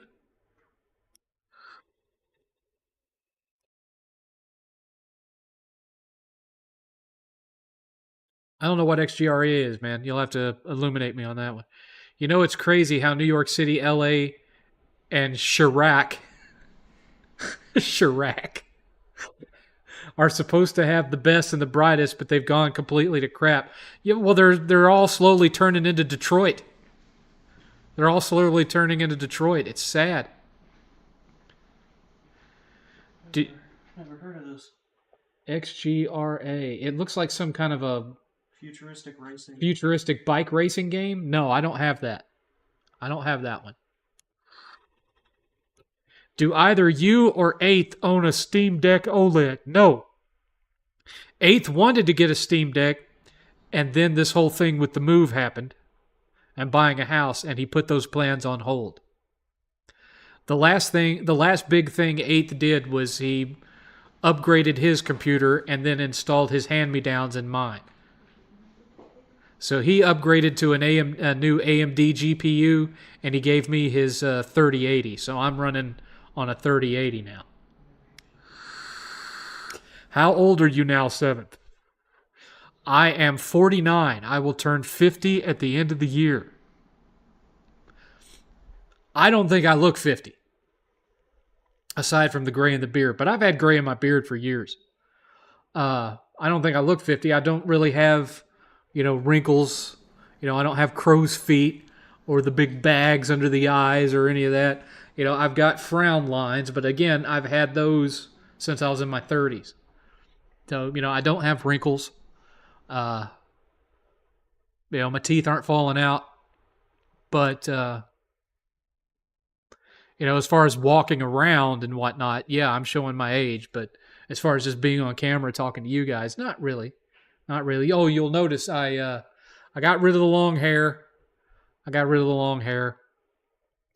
So I had it for a year, enjoyed it for a year, and then I was like, I'm getting tired of having to keep this up and shampoo it and style it and all this stuff. So I shaved it all off again. So I am back to. I've got like a buzz cut right now because I was lazy and didn't shave my head this week. But yeah, I'm back to shaving the head. Let's see here. Urban Chaos was its own game created by Rocksteady before the Batman Arkham games. Yeah, I know what it is. I just can't remember if I own it or not, and I dropped my phone on the floor, and I don't feel like picking it up to check my Game Eye app to see if I own it. Currently, I'm at a little over 2,400 physical games in the collection, but I don't know if that's one of them. Surprised Rocksteady is still around after the suicide. Yeah, that's another bad one. Yes, I was born in 74. 1974.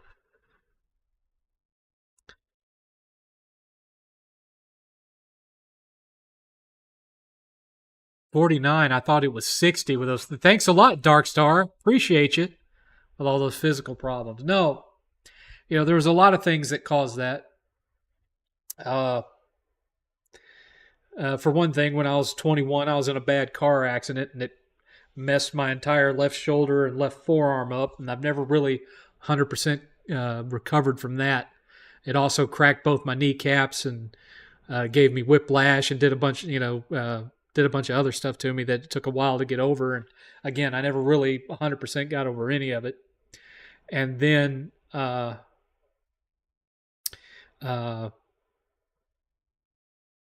right around in my early, like maybe when I hit 30, 31, somewhere around in there, I had to get put on some medication, and the medication kind of messed my metabolism up a little bit, and I put on some weight, and then I got put on third shift at my job for like 3 straight years, and that obliterated my metabolism. I gained like 120 pounds, and I haven't been able to get all of it off. So, my normal weight is somewhere between 180 to 220 pounds. That's what I was all through high school. I fluctuate between 180 to 220, somewhere around in there. And I haven't managed to be able to get back down to that. When I first started YouTube, I was 240. I was almost there. I was at 240 when I started YouTube way back in 2009. I was 34 going on 35 when I started YouTube. And right around that time, while I was making YouTube in 2012, I got hired by this company. And a year or two after I started working here was when they put me on third shift. And that's when I went from, just being a little heavier than I should be to being fat. Yeah, it never really showed in my face all that much, but that's what did it, was going on third shift, and my weight just ballooned. Didn't change my eating habits. I wasn't like, gorging down bags full of cheeseburgers and stuff. I was eating the same amount of food, but because of the fact that I was awake at night when I'm supposed to be sleeping and burning fat off, it just wrecked me, and I haven't been able to fully recover. And because of all that weight I'm carrying around, it made it made the medical issues that I had from that car wreck worse. And so, my knees hurt all the time, my ankles hurt all the time. Every now and again, my hip joint causes me problems. I have lower back pain. I probably got a couple of fused vertebrae in there somewhere. I can walk around for about 20, 30 minutes, and then my lower back starts to hurt real bad, and I have to sit down for a minute. That anyone that's hung out and with me at Retropalooza, they know this. I'll get up and I'll walk around, do some deals, talk to some people, maybe go see a panel, and then I come back and I sit down at the Game Chasers table and I hang out with them. And that's where I am the majority of the con, is sitting with them shooting the shit. And every now and again I'll get up, walk around, make another buy, come back, sit down. I'll stay on my feet as long as my back allows it, and then I have to come back.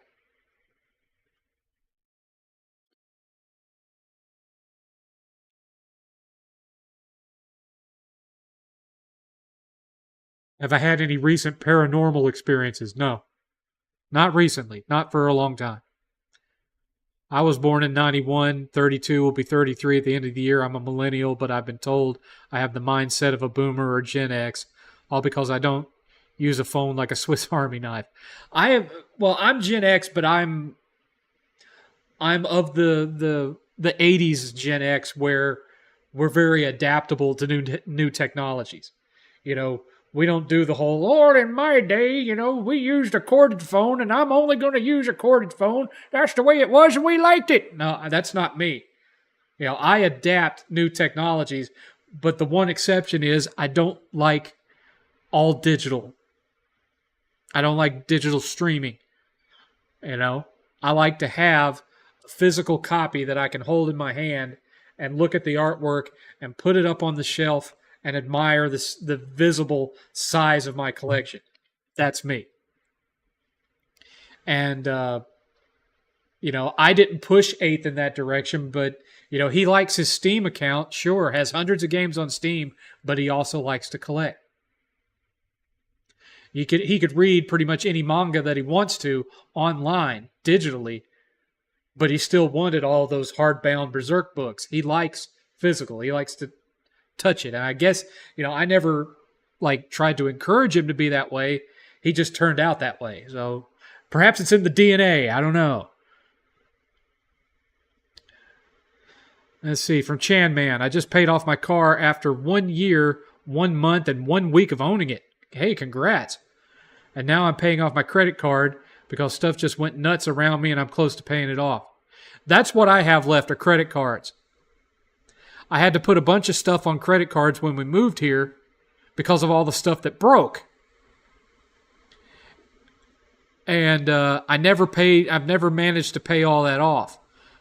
And then we've had other unexpected expenses and things that we've had to put on them over time. So I would say once we pay all of those off, I'll have another $800 a month to play with. Somewhere around in there, $600 to $800. And we're looking to get the bulk of that paid off over the next 2 years. We're just going to hammer it down and get rid of it.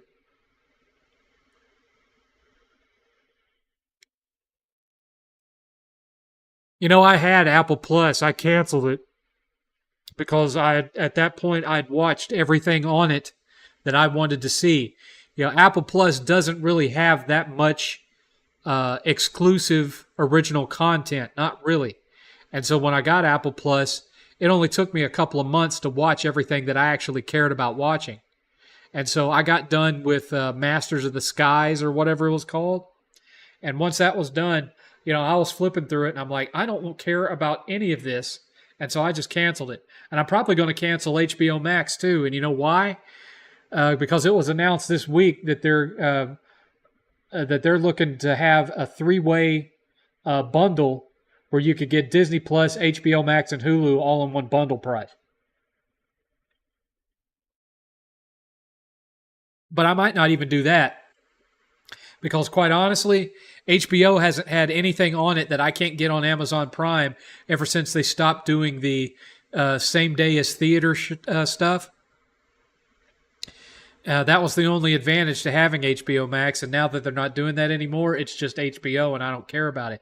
I mean, most of the new stuff that comes on there is stupid Lifetime and Learning Channel and Discovery Channel type crap that I don't care about. Home improvement reality shows and that kind of garbage. I couldn't care less about any of that stuff, and so I'm getting rid of it too.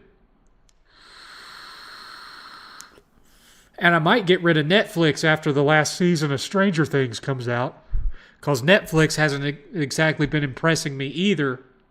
Although I did kind of like the live action City Hunter movie that they put on there a couple of weeks ago or so. I had fun with it, or last week. That's the new one though. Do not watch the one from the 90s that Jackie Chan made. Jackie Chan's City Hunter movie is terrible. If you don't believe me, it's free on YouTube. You can go watch it. It's awful. It's like the worst movie Jackie Chan ever made. I love City Hunter. I love the anime. The anime movie they put out, like what was it, 2019, 2018? It's fantastic. If it's on Crunchyroll. If you've never watched City Hunter, everything City Hunter anime that's ever made is on Crunchyroll. Go watch it. It's great.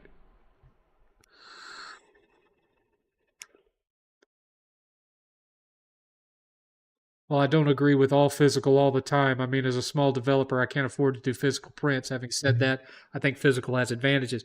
Well, if there's a game where you can only get it digital, like, some little Metroidvania or something like that, yes, I will buy the digital version. But then if one of these little limited run type companies comes out with a physical version, I will purchase it because I prefer to have it on my shelf. For example, I have the physical version of Infernax. I have the digital version on both Xbox and PlayStation, but when they announced they were releasing a physical version, snatched it up. I just snatched it up because I wanted it. I'd already beat it, but I wanted it. I wanted that. I liked that game enough that I wanted it on display on my shelf so that I could pull it off the shelf on camera and say, look, I have the physical of Infernax. Great game. And then put it back on the shelf.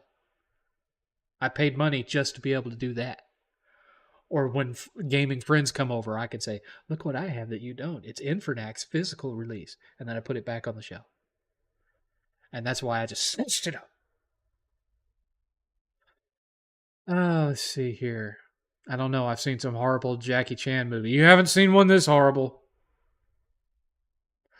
Even his 70s stuff was better than this. That miniseries called The Regime was ridiculous. I haven't seen it. Have you ever seen Lady Whirlwind? No. Once I pay off my credit card, then it's primarily a gas card, and I'll have $400 to $1,200 to play with to get games. Nice. The physical version of Sea of Stars came out this week. I don't have the money to buy it. I already own it digitally. I don't have the money to buy that right now because as much as I appreciate the $75 y'all donated, you donated it using the Super Chat instead of using the Streamlabs link. And because of that, I won't get it until my YouTube account gets up to $100. So that money won't come to me today. It'll come to me months from now when my YouTube account, my AdSense account that goes into hits $100. That's 75, but YouTube will keep 30% of it. And so it takes a while to build up $100 in there, and then the month after it hits $100, then I get a deposit from YouTube into my PayPal. So, I can't like take that $75 and go buy Sea of Stars or whatever. I can't go buy anything. I have to wait until there's $100 in there, and then I can go buy something with it. But I do appreciate it. How that being said, though, uh, for those of you who donate, it's better to use the Streamlabs link, because the Streamlabs link, uh, I get all but like $2 or $3 of it, and I get it same day. And so when you're sending me money, it's better to do it that way, because what you're wanting me to have, I get almost all of it, and I get it that day. When you use a super chat, I get a chunk of it, but I don't get all of it. So instead of $75, I'll get like 50 of that, something like that, after YouTube takes their cut. It's just the way it is, y'all. It's just the way it is.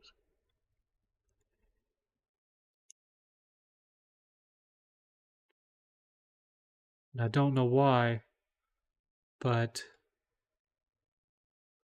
yeah, we'll have to work on that. The little there's supposed to be a little donation bar that shows the Streamlabs link up here, and it ain't working. It ain't working for some reason. Spend some time tomorrow to try and figure everything out. Yeah, I'm not sure what happened there. There's this. Maybe this is it. No, that's not it. So for one thing, it's not even the right place. I don't know. I don't know. We'll figure it out. We'll figure it out. Does my dollar bill one work? Nope, that don't work either. Okay. Okie dokie.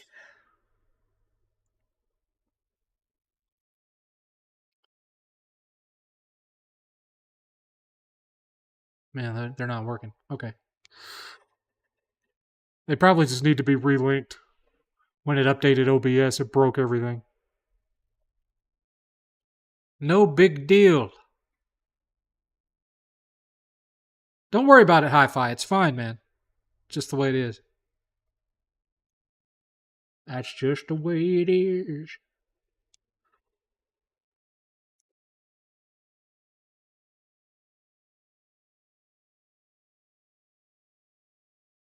It's like www.streamlabs.com/seventh level reviews, I believe.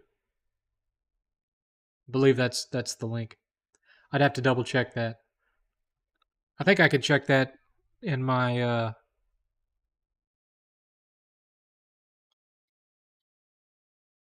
I can go, yeah. We go to my dashboard and go to my widgets, and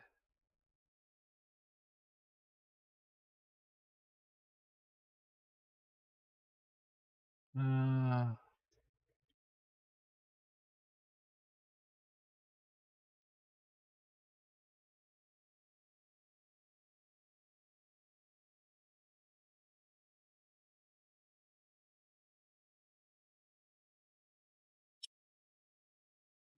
my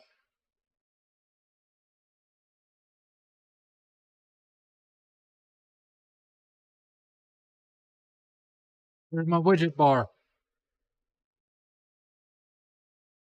There's all widgets. Spin wheel, chat. Search widgets. Donation bar.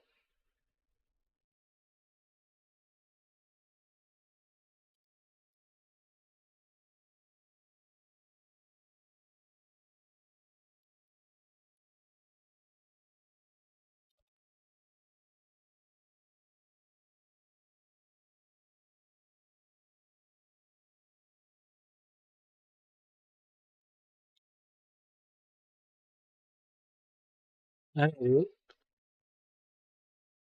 That's for charity. But this one? Yeah. Yeah. https://www.streamlabs.com/seventh level reviews. If you use that link, you donate there, it all goes to me same day.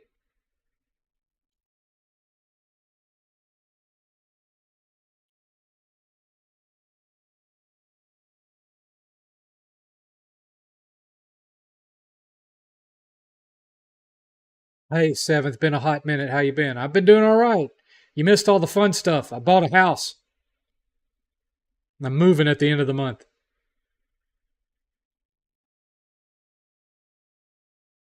Seventh, did you like Tunic and the Messenger?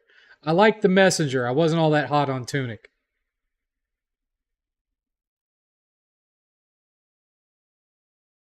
See ya, QB.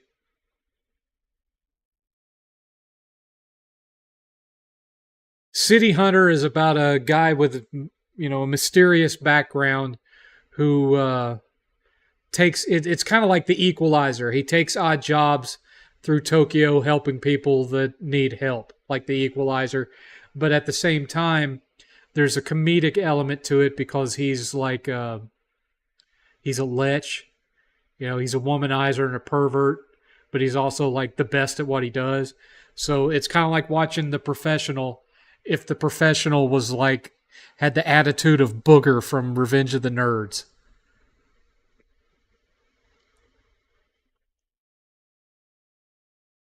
Once the crash happens, I'm going to try to find a backwards compatible PS3 and buy PS2, PS3, PS4, PS5, and GameCube games and thinking of getting a Switch. 8th has a Switch OLED. We have a classic Switch. We have a Switch Lite. I never play it. And you know why? Because I've gotten so used to unlocking achievements that I can't get into Nintendo games anymore because they don't have them.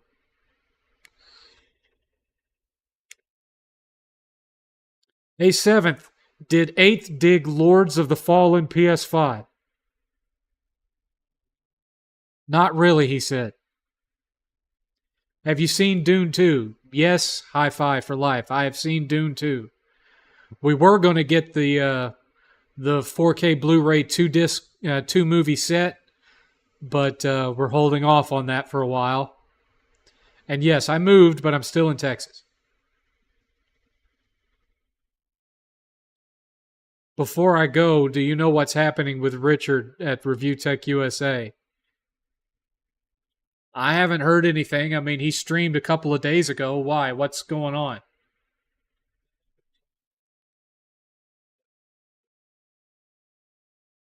I thought that was several weeks ago. Did they get into it again? I don't think. Oh. Yeah. I don't really pay that much attention to his drama stuff. I wouldn't say that I'm like friends with Review Tech USA because, we haven't had that much interaction. But he and I personally have never had any beef, really. So, but there are some things that he does, like his drama stuff. I don't watch any of that stuff. I have no idea who he's currently feuding with. I knew about the 8-bit Eric thing because I'm subscribed to Eric, but uh, I, other than that, I don't really pay attention to it. Texas is on my list if Arizona goes full California because I need a place that's warm and dry, and the Midwest is cold or hot and humid. Well, don't go to Florida. We did talk about moving back to Florida at one point, and we were going to move into the same general area that Solid Rev lives. So we were going to be like right up the road from Solid Rev. But then I got to looking into how much homeowners insurance costs out there because of the hurricanes and the sinkholes and whatnot.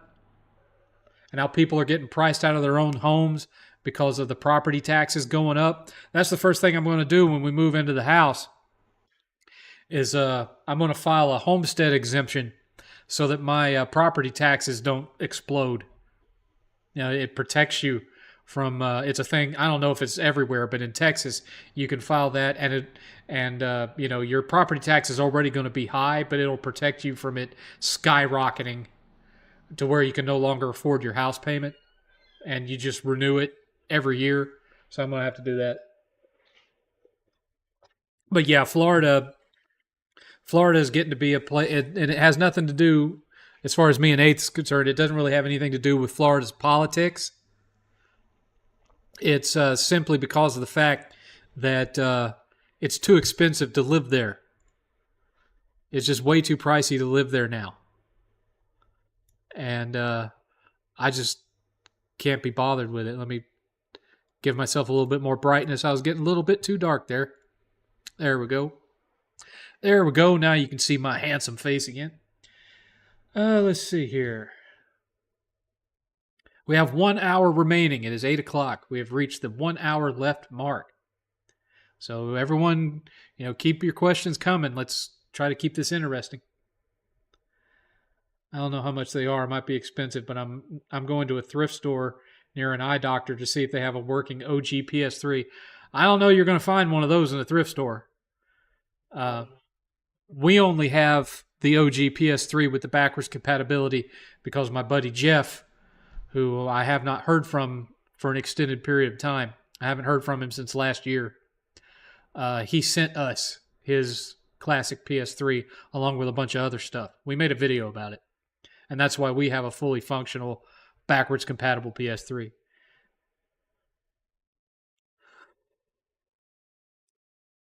My parents have a place in Florida in the Tampa area. Well, I'm not going to dox Solid Rev and say where he lives. He lives farther north into Florida than Tampa. He is on that side of Florida, but he's a good ways north of Tampa on the West Coast. Don't worry, 7th. I haven't been paying attention to RTU because I was caught up in the Drake Kendrick beef. I haven't been paying attention to any of that either.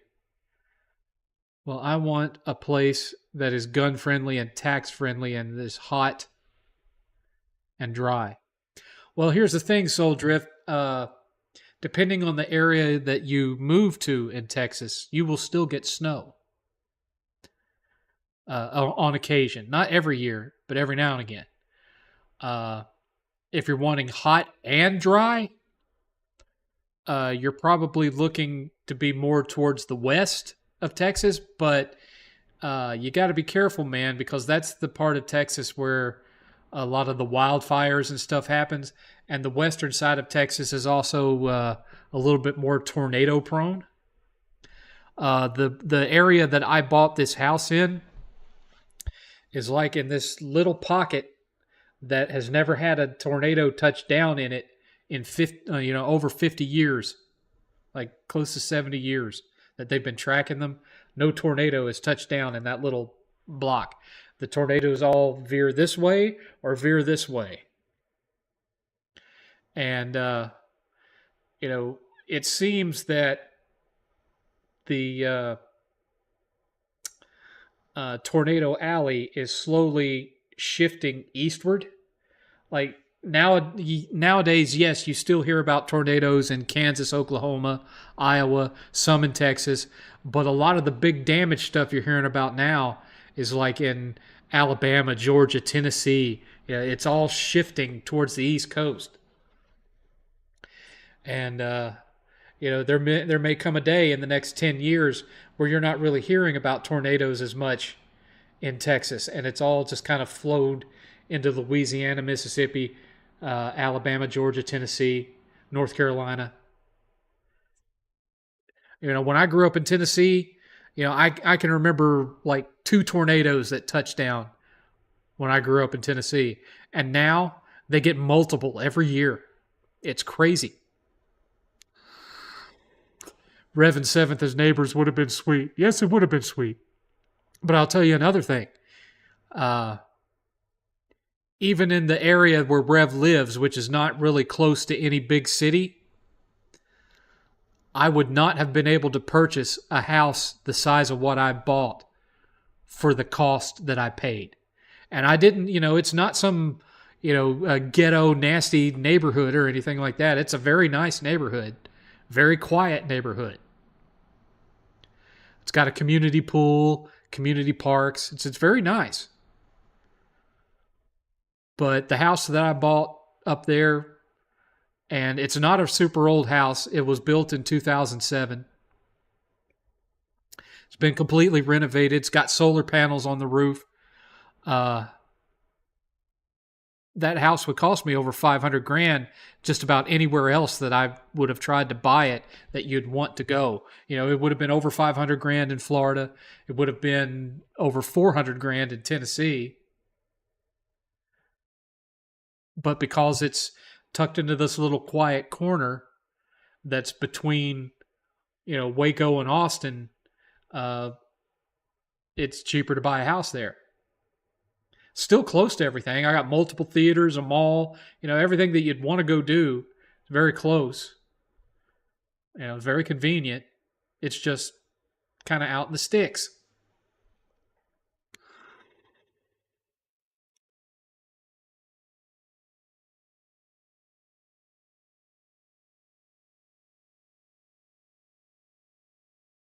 I've been to Houston and it was humid, and I've been to San Antonio and it was dry.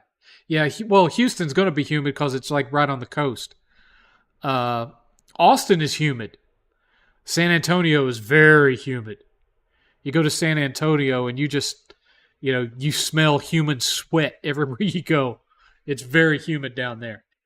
And it's kind of humid here where I live outside of Austin. I don't know about where I'm going yet because I haven't been up there. It is an hour northeast of where I currently live. I'm hoping that when it does snow, it's not like a bad thing. Like, because, we had that bad snow during the pandemic that knocked out power and everything for a lot of people in Texas. And I'm hoping that it's not one of those areas where I'm going to have to lock everything up and throw eighth in the car and drive over to a hotel, just so I have electrical power and I can continue working. Not to mention trying to avoid us freezing to death because there's no electrical power and it's sub-zero temperatures outside.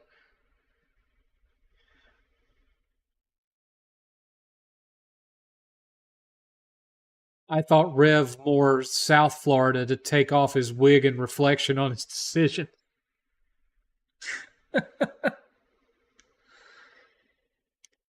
No, he's not in South Florida.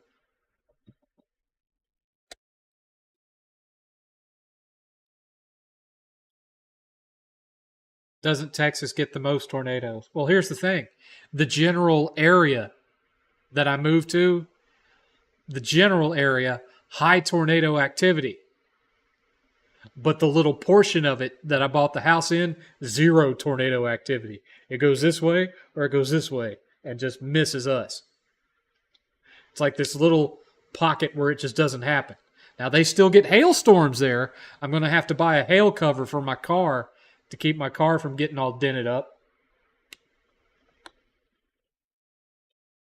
Not too worried about the roof in that regard. It's because it's got a new roof on it that was put on just a couple of years ago. And plus, I've got those solar panels up there that provide a little bit of additional protection to the roof tiling for that. So I'm not too concerned about hail damage to the house. But my car is another story. So I'm going to get one of those anti-hail car covers to cover the Challenger.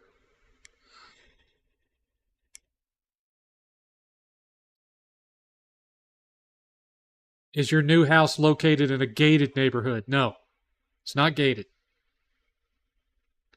Have there been any reports of tornadoes hitting cities that have skyscrapers?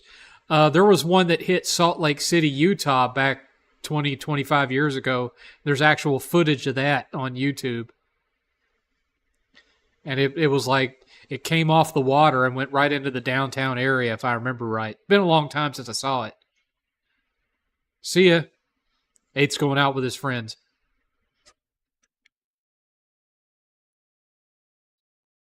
That house would have been a few million in New York or LA. Oh, I don't doubt it.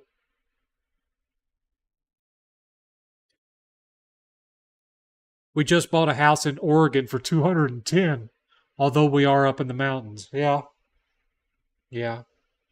I mean, this, when you look at the outside of this house, it just looks like, generic American house. It doesn't have some kind of like, Tex-Mex with the Mexican tiles on the roof or any of that. Uh, it just looks like generic American middle class house model, floor model number 52. But then once you get inside it, it's unique in the way that it's laid out. Uh, I guess you could say on the inside, it's kind of a slightly scaled down, smaller take, almost, but not quite, the way Kid Behind the Camera's house is on the inside. Great big room with stairs going up, and then you got a balcony that you can see the upstairs. It's kind of similar to that, but smaller. His house is probably 3,000, 3,500 square feet, something like that. Mine's not that big.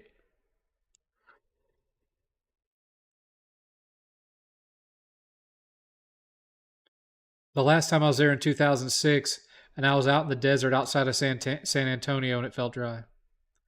Or tornado hit Fort Worth back in 2000. Skyscrapers aren't really tall enough to disrupt the air column. Yeah, Fort Worth. Well, the Dallas Fort Worth area, they get a lot of tornadoes up there. Where my neighborhood is like in the very bottom curve of the tornado alley region. It's like right there at the tip.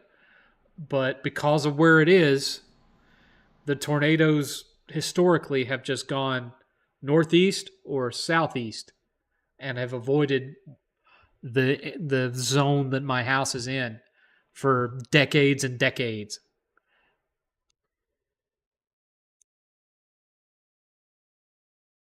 Seventh, are you getting my comments?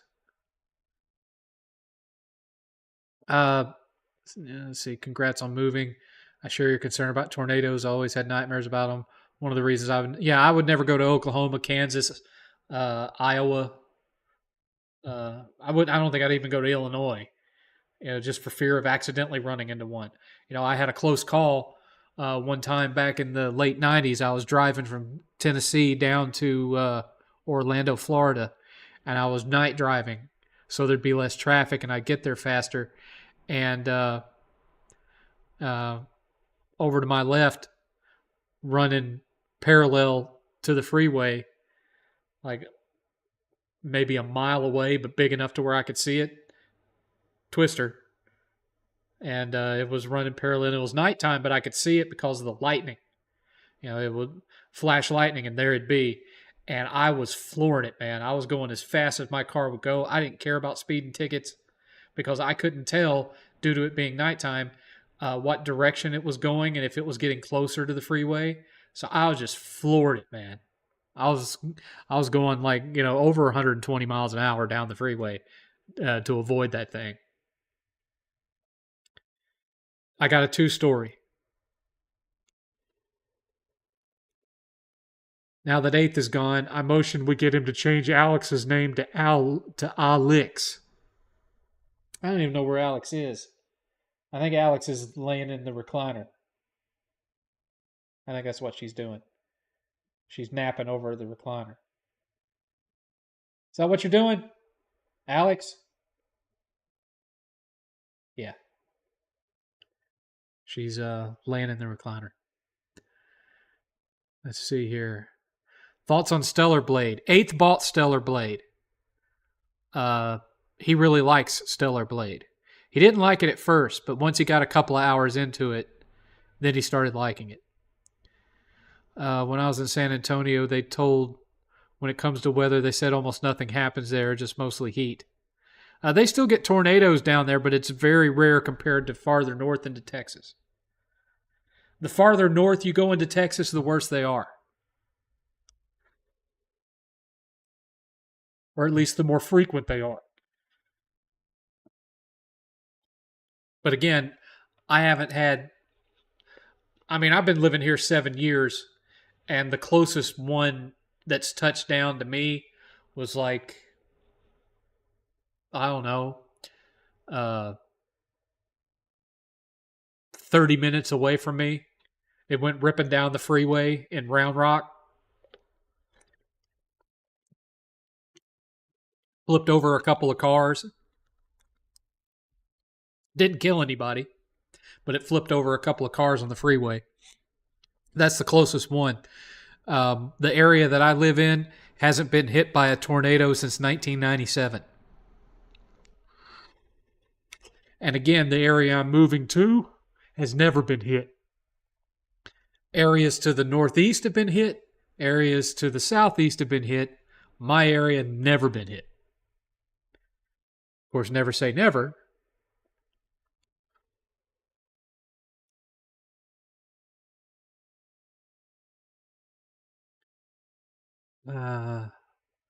Seventh, I remember that story you told is truly chilling. Has eighth ever had seen a twister in person? Not to my knowledge. Not that I am aware of.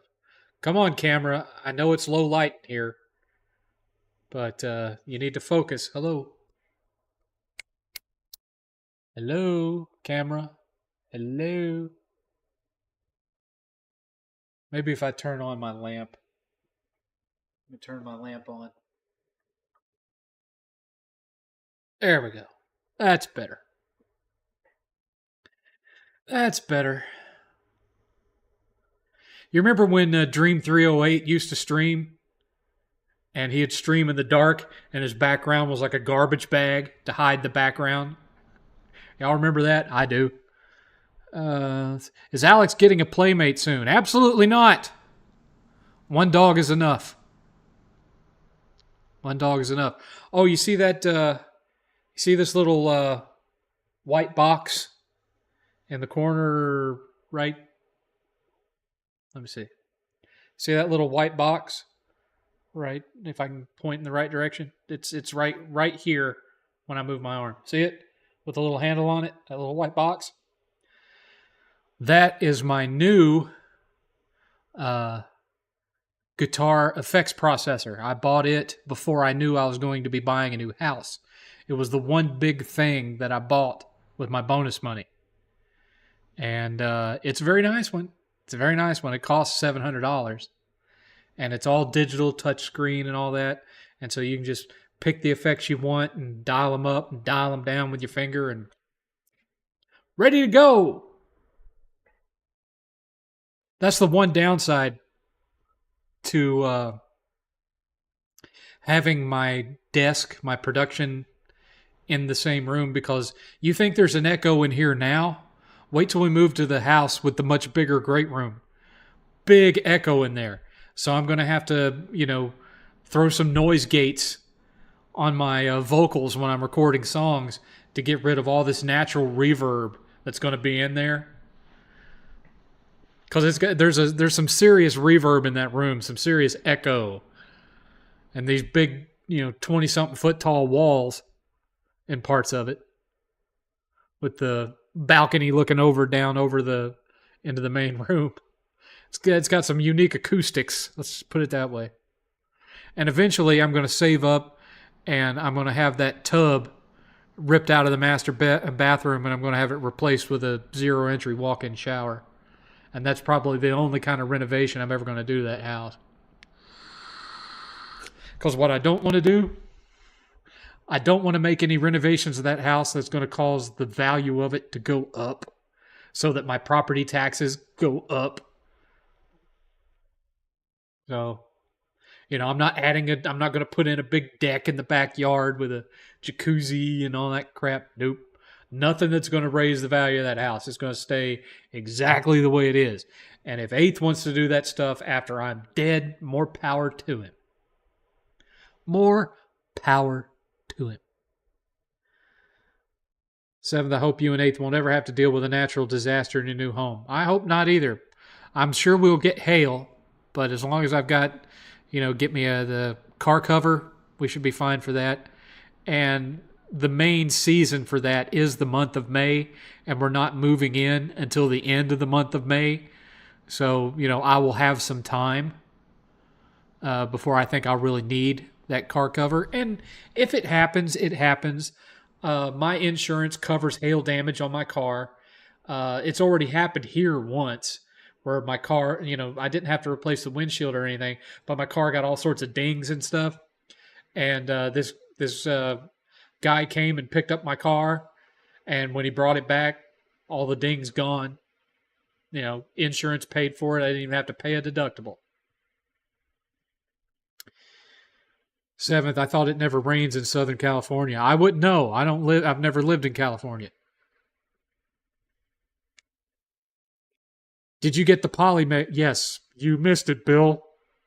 I installed a couple of games on it earlier. You missed it. Are you thinking of hiring a shaman to bless your new house? No. No. If I find a church up there that I like, I'll invite the pastor to come over and give a benediction,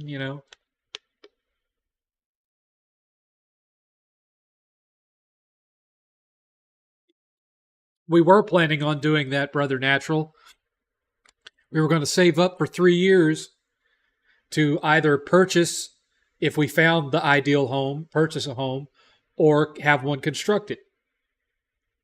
And then the owner of the property we've been renting for 7 years decided to sell it out from under us and told us we had until May 31st to get out. And so we just had to get the best we could get with what we had available to us, and that's what we're moving into. It's not as big as we wanted. It's 2,300 square feet. We wanted closer to 3,000, but we'll make do. Even so, I'm not embarrassed to say this, 2,300 square feet that will be the biggest house that I've ever lived in. By far. Technically speaking, the house I grew up in is bigger than the house I'm living in now. By about 300 square feet. The house I grew up in was 1,750 square feet. This one's 1,425. But the house we're moving into is 2,300. That does the job. Does the job. Eighth is going to have plenty of room up there. And if his best friend ends up moving in up there because he has a situation, and I told Eighth I didn't mind. If that does end up happening, both of them will still have more room than they'll need. Because they're nice, decent-sized rooms. They're not little tiny rooms. They're decent-sized. And then you've got that great big second living room up there.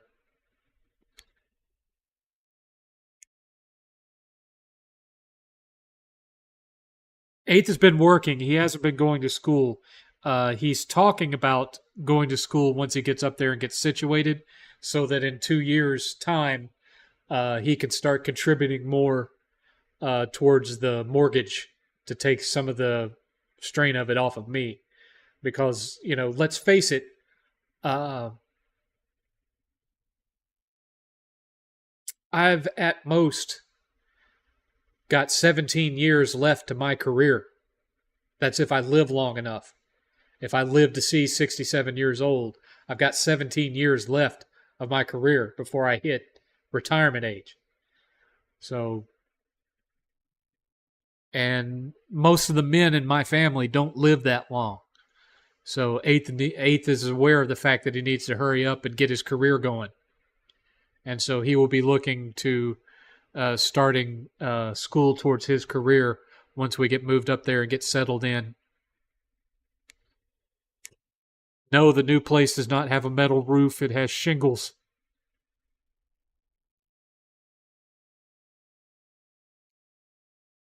No, there's not a basement. You don't see basements in Texas that much. It's kind of like Florida in that regard. You don't see basements very often.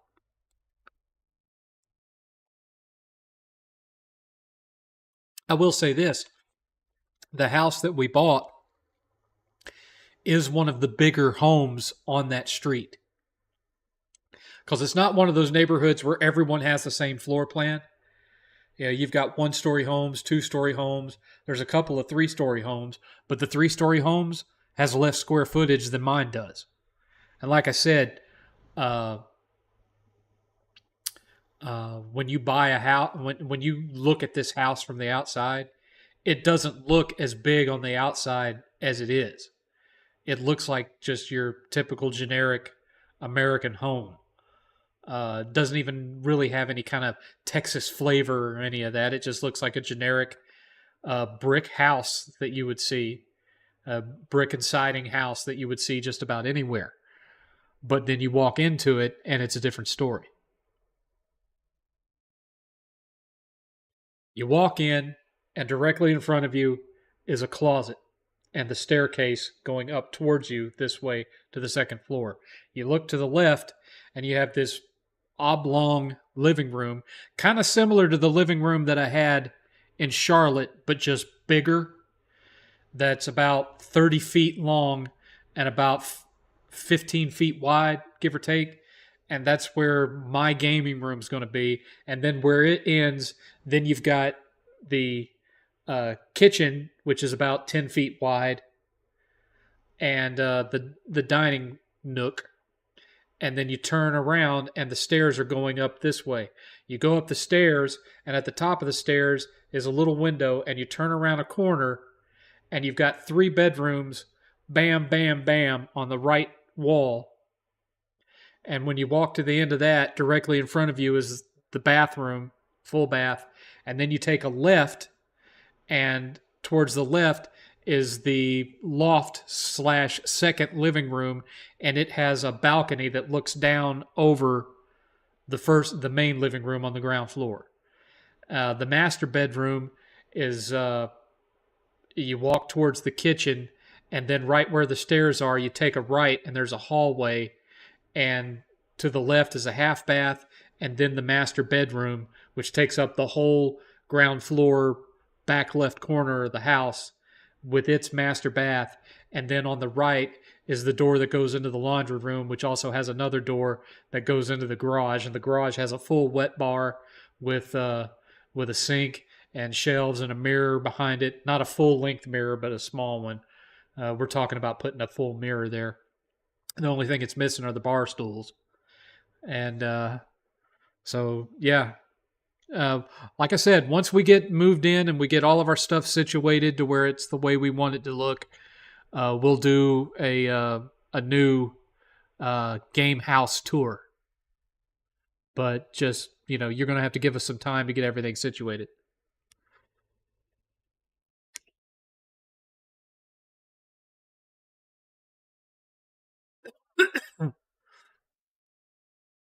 Thoughts on the future of console gaming? It's not looking good right now. It's not looking good. I talked about that earlier. You're a little late to the party on that one. See you later, Chan Man. My dad just retired in December in 2023 at age 60. Worked hard his whole life. Did not have a lot of money growing up as a kid. So he retired at 60, so he's not getting his full Social Security benefits then. You have to work nowadays. You have to work till 67 to get the full Social Security. I mean, he's still getting the bulk of it, but he's not getting all of it at 60.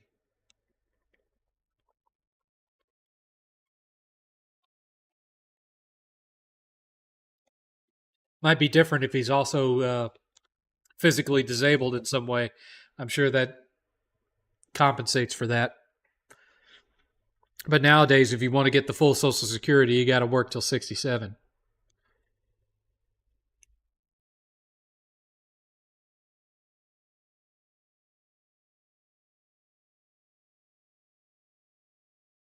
My mom retired the year before at 62. Now they want to spend time in Florida. I wouldn't want to be in Florida right now. Uh, too many hurricanes, too many sinkholes. Too many people going nuts over their partisan politics. It's too much of a mess down there. Not to mention, Florida man is everywhere. There's no escaping Florida man in Florida. The closest you could get to escaping Florida man and all the other problems that Florida has is moved to the Jacksonville area. But the problem with Jacksonville is that's like drug central. You know, they talk about Miami and its connections to Cuba with drugs. Jacksonville's where it's at, man. That's where all the meth labs are, is in Jacksonville. When you cross the Buckman Bridge over into Orange Park, all of that out there is meth labs. Or at least it was when I left. Could be even worse now. I don't know. But now if you get a little bit south of Jacksonville, like down in the Green Cove Springs area, maybe that's better. You know, maybe that's cleaner. I don't know. But when I left Jacksonville, it was starting to get bad up there. But they get less damage. They tend to get less damage from hurricanes in Jacksonville because they're in that little inlet on the East Coast. They're kind of, even though they have a coast, it's into the state. There's a little cut in there. And so the hurricane tends to run up that way, and it misses them because of the bay.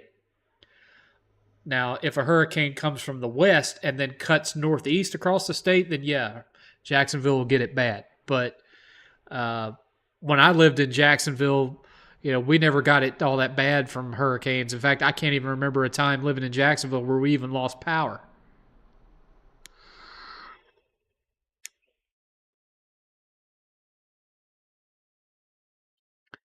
Seventh, did you ever read the Lord of the Rings book, and did you like it more than the movies? Yes, I've read all the Lord of the Rings books. I don't think I liked, between the books and the movies, I don't think I liked one over the other. You know, yes, the books go into greater detail on some things, but at the same time, you had that whole divergence into the whole Tom Bombadil thing, which was really weird. I didn't mind that they left Tom Bombadil out of the films because he just doesn't even feel like a character that should be in those books. It's weird.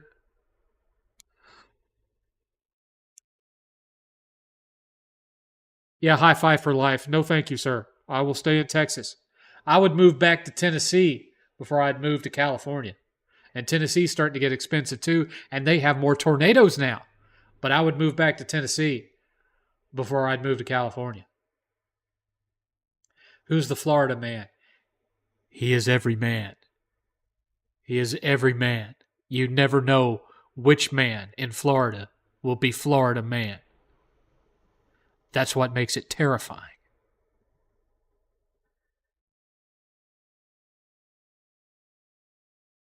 Tampa Bay doesn't always get missed. I mean, back in like the 2004-2005 season, we lived north of Tampa, and we had one plow right over us.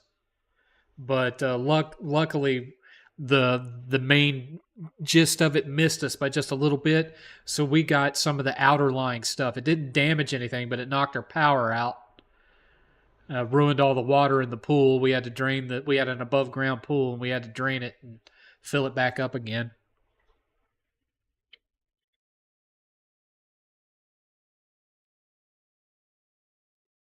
Yassine. Hello, Yassine.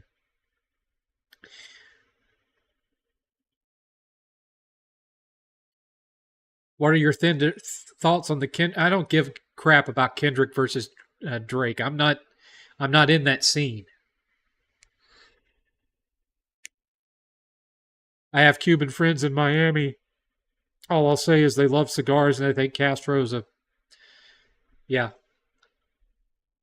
Try to lay off the f words in the chat, so that can cause me to get the stream demonetized. So do me a favor and lay off the f bombs in the chat. I had to deal with Hurricane Laura and Delta a few years back. No power for a week. Yeah, when we had the ones that came through I don't remember if it was Charlie or which one it was, but it knocked out all our power. We tried to flee from it and go up to Valdosta. And the son of a gun turned north after hitting the west coast and went right up the middle of the state, went right over Valdosta, knocked power out to our hotel. We were living in Walmart because they had backup generators, so they had air conditioning. So we were living in the Walmart watching TV in the electronics department. And then eventually when we came back, they still had no power, and we were like laying on the floor, fanning ourselves and drinking bottled water and eating MREs that were given out in the Walmart parking lot by the National Guard. It was rough. It was rough.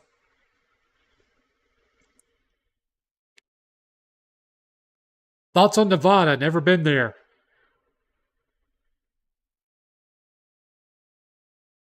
I just got in. 7th, you live in Florida. No, I live in Texas.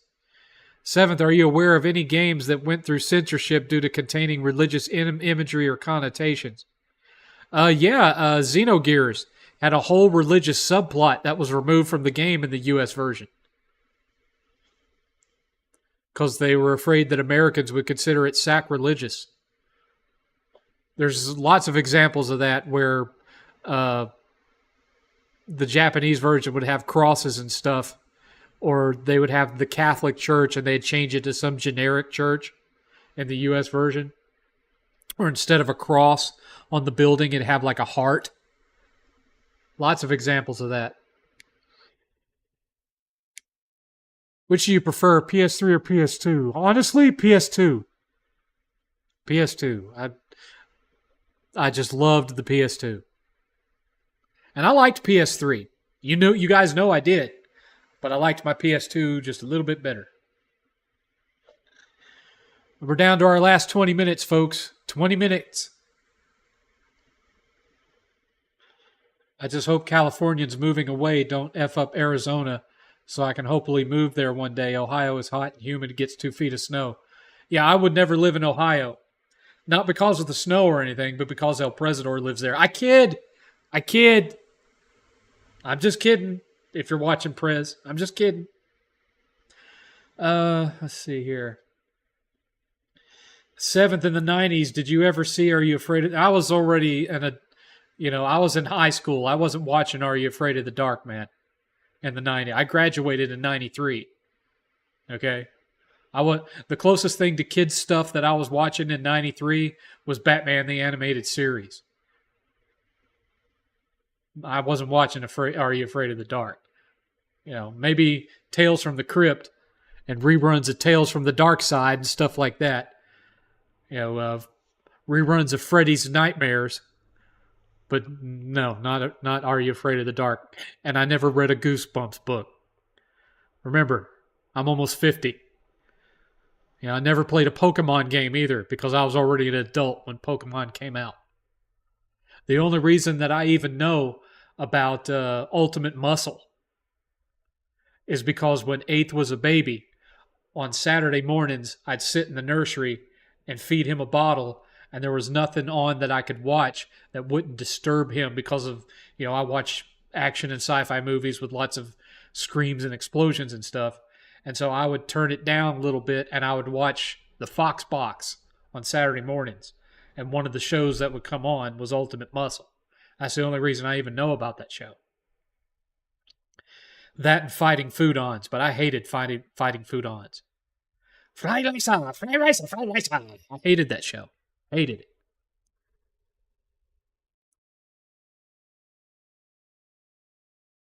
Thoughts on Akira Toriyama's legacy? It's far-reaching, man. In my mind, he's not quite as influential as Tezuka, because he was the Walt Disney of Japan, but he's right on up there. He's right on up there.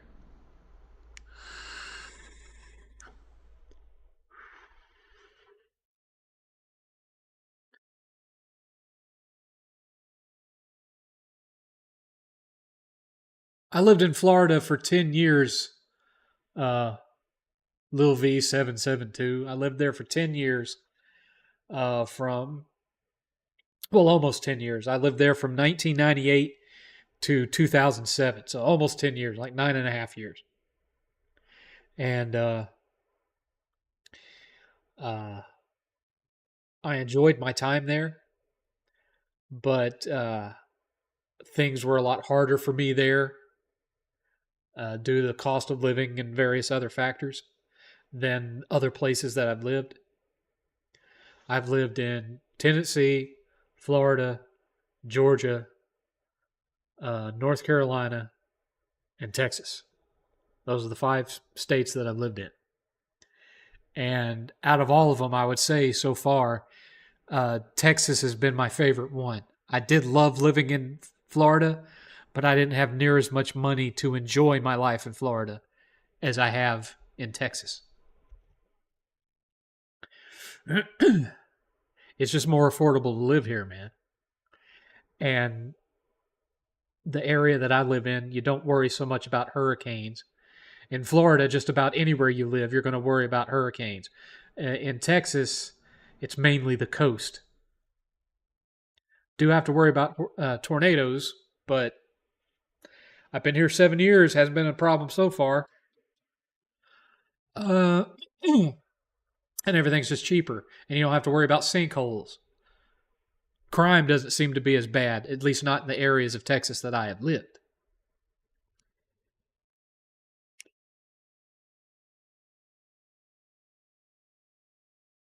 Let's see here.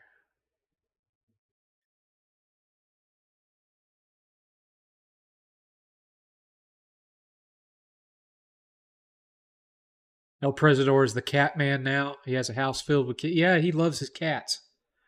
Loves his cats. I think he lives up in he lives in a town called Youngstown, Ohio. That's where El Presidor lives.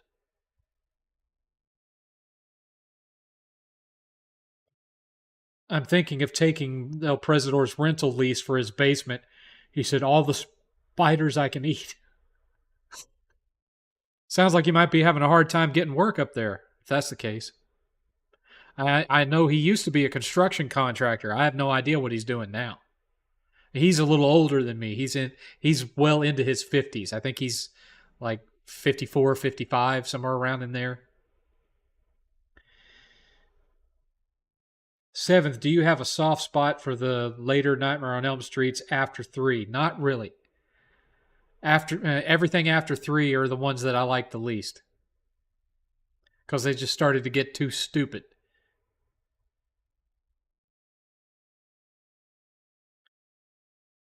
Yeah, I don't know anything about Ed, Ed, and 80. Don't know anything about that. Never watched the Power Rangers either.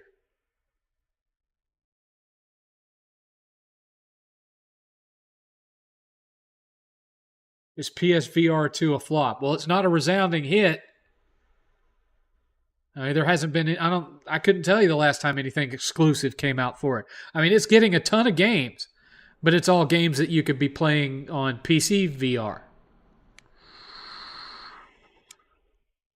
Don't get me wrong, it's a great headset, great quality for the money, and it's got a lot of games, but most of them are digital only, and they're just ports of PC VR games. Just tiny handful of exclusives.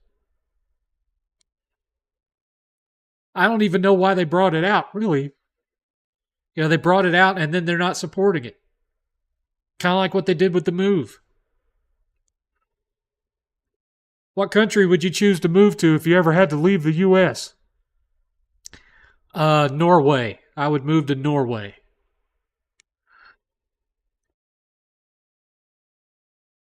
A part of me says Japan, but I don't want to have to deal with tsunamis and typhoons and all that kind of thing. I see these guys on YouTube all the time that they go out to the Japanese countryside and they buy these abandoned houses for like $6,000 and then spend $10,000 fixing them up and modernizing them. And they live in these Japanese houses that they've modernized that they spent $16,000 on. I've seen those videos, but what's the internet like there out in the Japanese hill country? What's the internet like there? What are your dining options? What's the shopping like? I don't think I could do it. Because every video I've seen, yeah, it's a nice house once they've renovated it, but you're also like living in this village that looks like it's straight out of like 1962. All you have are very small local restaurants and a small market. You're miles away from any of the big shopping locations like Akibahara or whatever.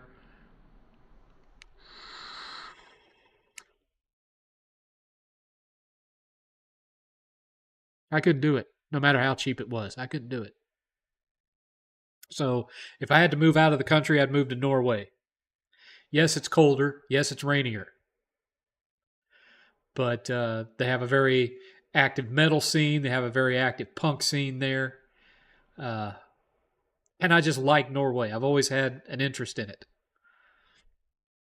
I don't think I'd go to Scotland, even though my family is from there. I think I'd go Norway. Somewhere, somewhere a little, I'd find a nice quiet area outside of Oslo, and that's where I'd live. Like, have you watched that show on Netflix, Ragnarok? Have you watched that show? That little town that that show takes place in. I'd move to a little town like that. That's where I'd go. Yes, I talked about Xbox earlier. You weren't here. You missed it. Let's see here.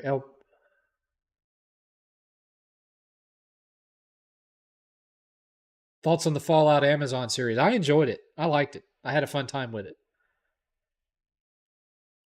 El Presidor does sheet metal on buildings. He hasn't streamed in a few weeks, so I bet he's working again since winter is over. That's well. I hope so. I hope so.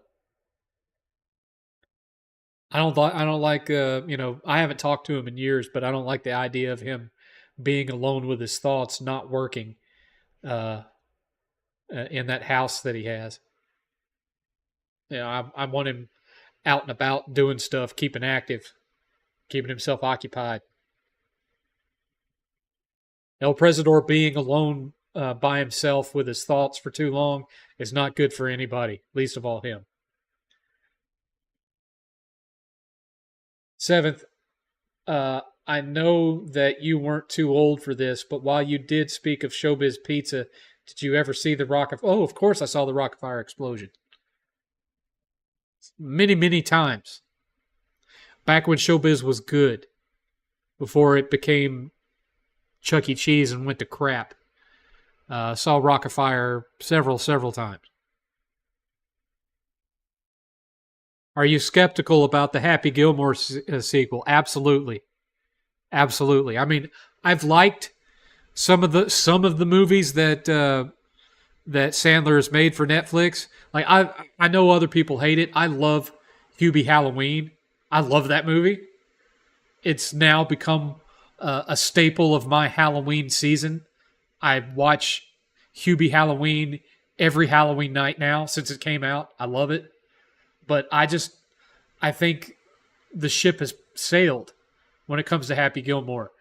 I could be wrong, but I don't think he'll be able to recapture that magic. I just don't think so, especially with Carl Weathers being dead. I know he wasn't like a huge part of that movie, but he was integral to it.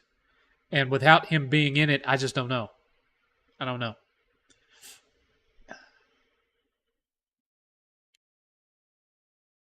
I thought about you when Xbox threw in the towel. Xbox are mad at Microsoft. Well, they should be. They should be. You know why I think I have a fascination with Norway? Because when I was a kid, I went to Epcot, and what's now the Frozen ride used to be the Norway Pavilion in Epcot. Probably still is called the Norway Pavilion, but instead of the Frozen ride, you had the Maelstrom, which was a boat ride about like the history of Norway. And when you got out of the ride, you went into almost like a Circle Vision theater, but not quite type movie experience, and you watched a movie about Norway. And I loved everything that I saw in it. And I've just kind of had a fascination with Norway because of that when I was a kid.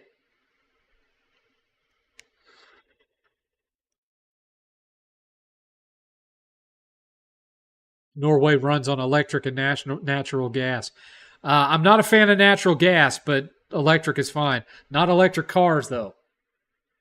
Have you been seeing what's been happening with people that bought in early on Teslas back in like 2012? Their batteries are dying. The batteries on those cars are dying, and they're taking them to get them repaired, and they're being told it'll cost $20,000 to replace the batteries on their Tesla, and so they're just abandoning the car and going and buying a gas car or going and buying a new Tesla because they'd rather buy a new car than pay $20,000 to get a 12-year-old car working. People hopped in on that. Oh, we're saving the planet. We're saving the planet. $20,000 to replace batteries. Where's the old batteries going to go? Do you know what kind of pollution footprint that dying batteries have? And what they have to dig up out of the ground to make those batteries? Come on. Never mind the fact that most of the electricity that you're pumping into those batteries, it's still coming from burning coal. You're not saving crap. You're not saving a thing with your Tesla cars. You know what's going to have more of a positive effect eventually than Tesla cars?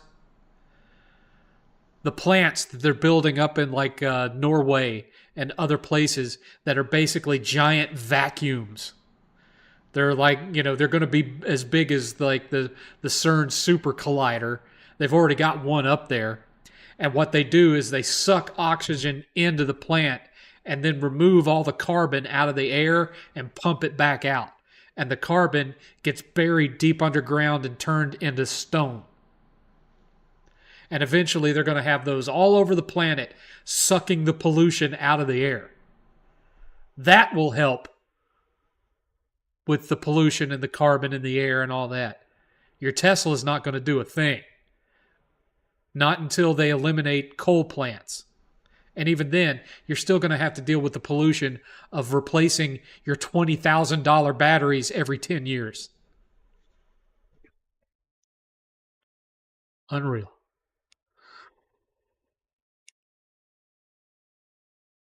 Seventh, do you recommend Wedding Crashers? I don't think Sandler wasn't Wedding Crashers. Wedding Crashers was one of the Wilsons and the guy from Swingers. Can't remember his name now. That was Sandler might have produced it, but that Wedding Crashers was not a Sandler movie. I'm about to get high and watch Above the Law for the first time. Good idea. Above the Law is probably one of the more tolerable Steven Seagal movies. It's not one of his best. Probably the best movie he ever did was Under Siege, and it's a Die Hard ripoff. It's Die Hard on a boat. All Norway cars are electric. Well, screw that.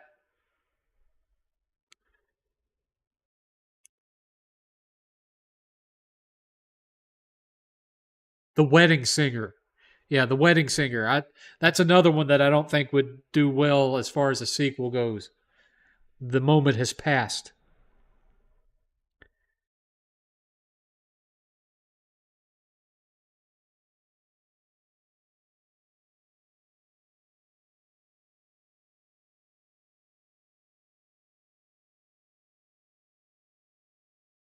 Thoughts on the possibility of ether-fueled I don't know what you mean by that. Ether-fueled. Elon Musk is an amazing artist. He pretended to green and left-leaning to get subsidized by the American tax dollar. Yeah. Yeah. Waiting to see what happens when those layoffs hit the Austin plant. And all those people that bought into Elon's little housing community over by the plant are going to be able to keep paying for their rent and those little Elon houses when they don't have their plant job anymore. Vince Vaughn, yeah. When I think of renewable fuels, I think of a plant like what Seventh was talking about that extracts the carbon from the atmosphere. Yeah, I mean, I was reading, I saw a video about one that they already, I think one of them was in Norway and one of them's in Greenland and one of them's in Iceland, and they're basically just giant, massive vacuums that suck the pollution out of the air. And so if you built one of those, you built enough of those around, that would have an effect. I mean, just one is only able to remove like 0.001 of the pollution out of the air, just one plant. But you build enough of them, and it would have a lasting effect.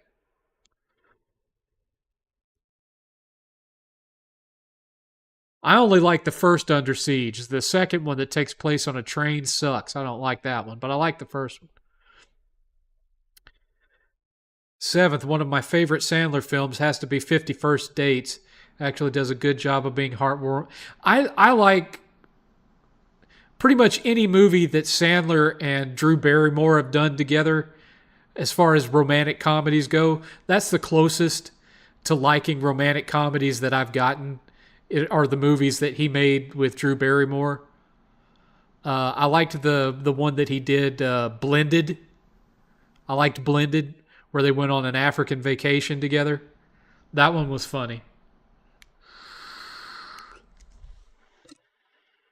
Now, I didn't like the romantic comedy that he did with what's her name from Friends, where he's like they're pretending to be married. I didn't like that one, but I did like Blended, and I liked 51st Dates, and I liked The Wedding Singer.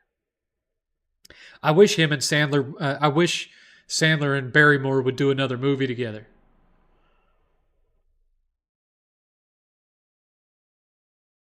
Like I'd like to see a comedy where Sandler is married to Barrymore and they have a couple of teenage kids. I mean, if they were going to do a Wedding Singer sequel, that's what I'd want to see.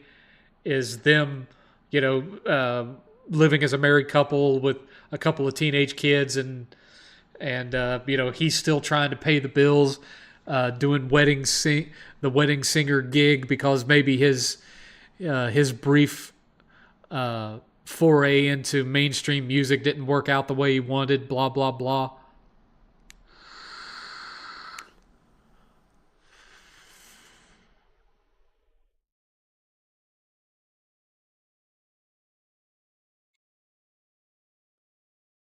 Ever seen Airheads? Yeah, a long time ago. Airheads, I didn't really care for that much, but I have seen it. You know, you're a band. There's three of you. You're calling yourself the Lone Rangers. You're not exactly lone. It had a couple of funny moments, but it's not one of my favorites. What about I now pronounce you Chuck and Larry? I don't like that one either. Not a big fan of that one. What are your thoughts on Ice Cube as a filmmaker? Not much. Not much.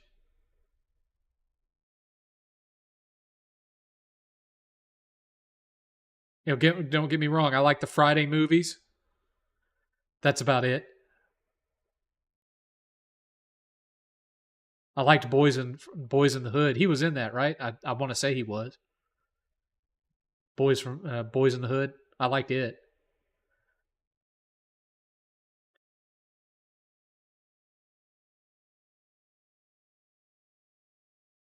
Thoughts on Sony buying Paramount? Uh, I don't really know why. Paramount's already destroyed all their franchises. So what's it really worth aside from their back catalog?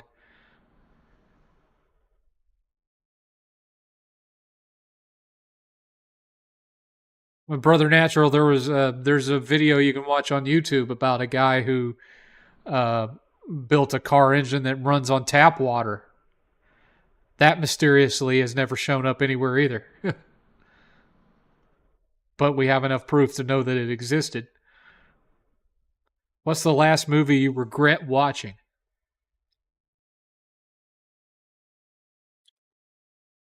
I haven't really watched any bad movies lately.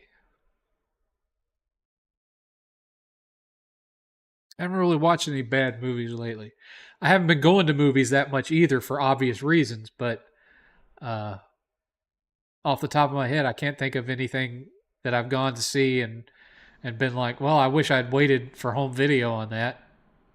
Yes, I will stream again next week, but I won't be streaming the weekend of the Memorial Day weekend, week of the 24th, because that's when I'm moving. But I will stream next weekend. Hi, Nick. Ever seen Uncommon Valor? Oh, with Gene Hackman? Yeah. That's the one where he goes to try to find his son who disappeared in Vietnam or whatever. Yeah, I've seen that one.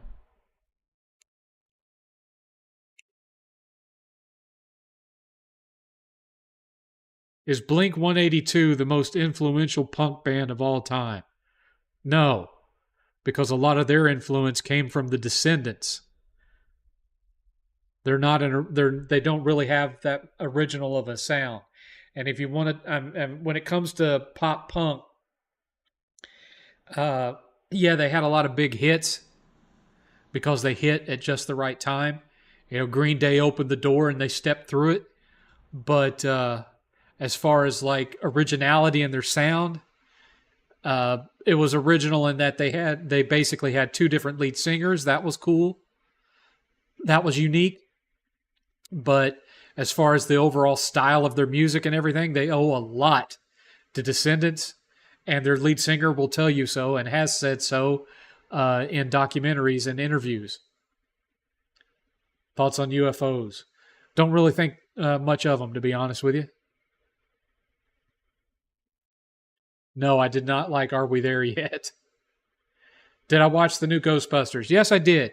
It was okay, but the whole subplot with the female ghost and their little friendship and all that stuff really dragged the plot down. If you cut that out and just added more of them, busting ghosts around town, it would have been a lot better. It they one of them also cut out the whole thing about the guy with the fire powers. I mean, I know he's a Ghostbusters fan and I like him as an actor. I just think it was a stupid subplot. Otherwise, besides those two things, they said their goal was to make the movie feel like an episode of the real Ghostbusters cartoon, and they succeeded in that.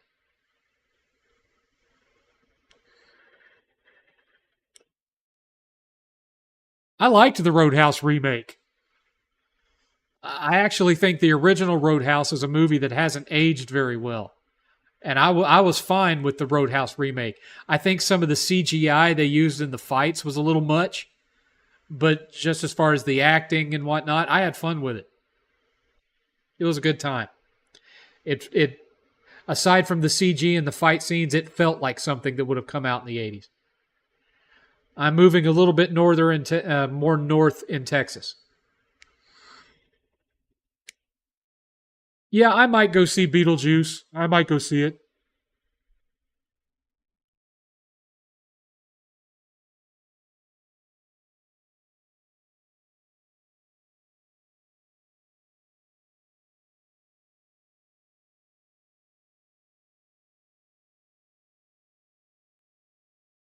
In the movie Summer of Sam, they called the Who the Godfathers of Punk. No, no, no.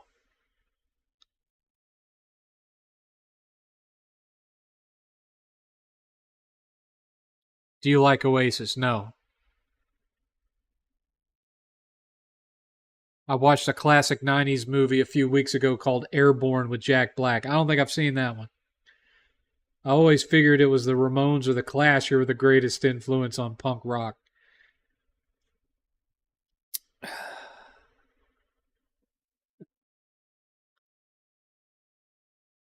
Seventh, I'd like to get your thoughts on Newfound Glory. They're a good punk rock band. Uh, Newfound Glory. Were they the ones that had that song, the anthem? This is the anthem. Throw all your hands. Is that them? If so, they were okay. I talked about doing gameplay streams earlier in the show, Bill. You missed it. Seventh, have you seen Abigail? No, I have not. I have seen Late Night with the Devil, and I liked it, but I haven't seen Abigail. Oh, and I saw The First Omen. Me and Eighth went to see The First Omen, and I liked it.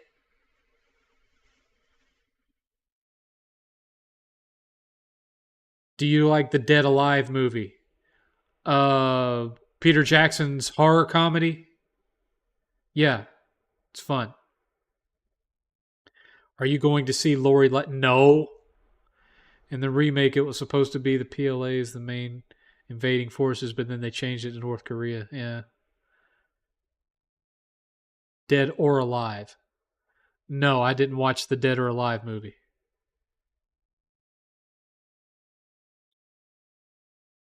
Seventh, you have to watch it. Airborne. I'll look for it. Did you like the? I like Exorcist. I like Exorcist 3. Those are the only Exorcist movies I like. And honestly, I like Exorcist 3 better than the original Exorcist because I think it's a more interesting movie. And it's also the precursor to movies like Silence of the Lambs and Seven. What was the last Disney movie you thought was decent? Guardians 3. And even then, on that one, I'm kind of on the fence a bit. Although technically that's a Marvel movie, but you know. As far as animated Disney movies,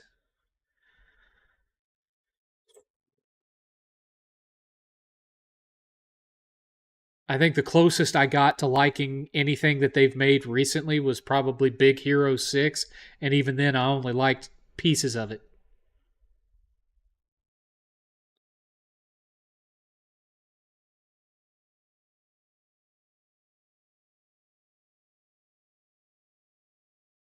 What games have you been playing lately? Sandland. I've been playing Sandland.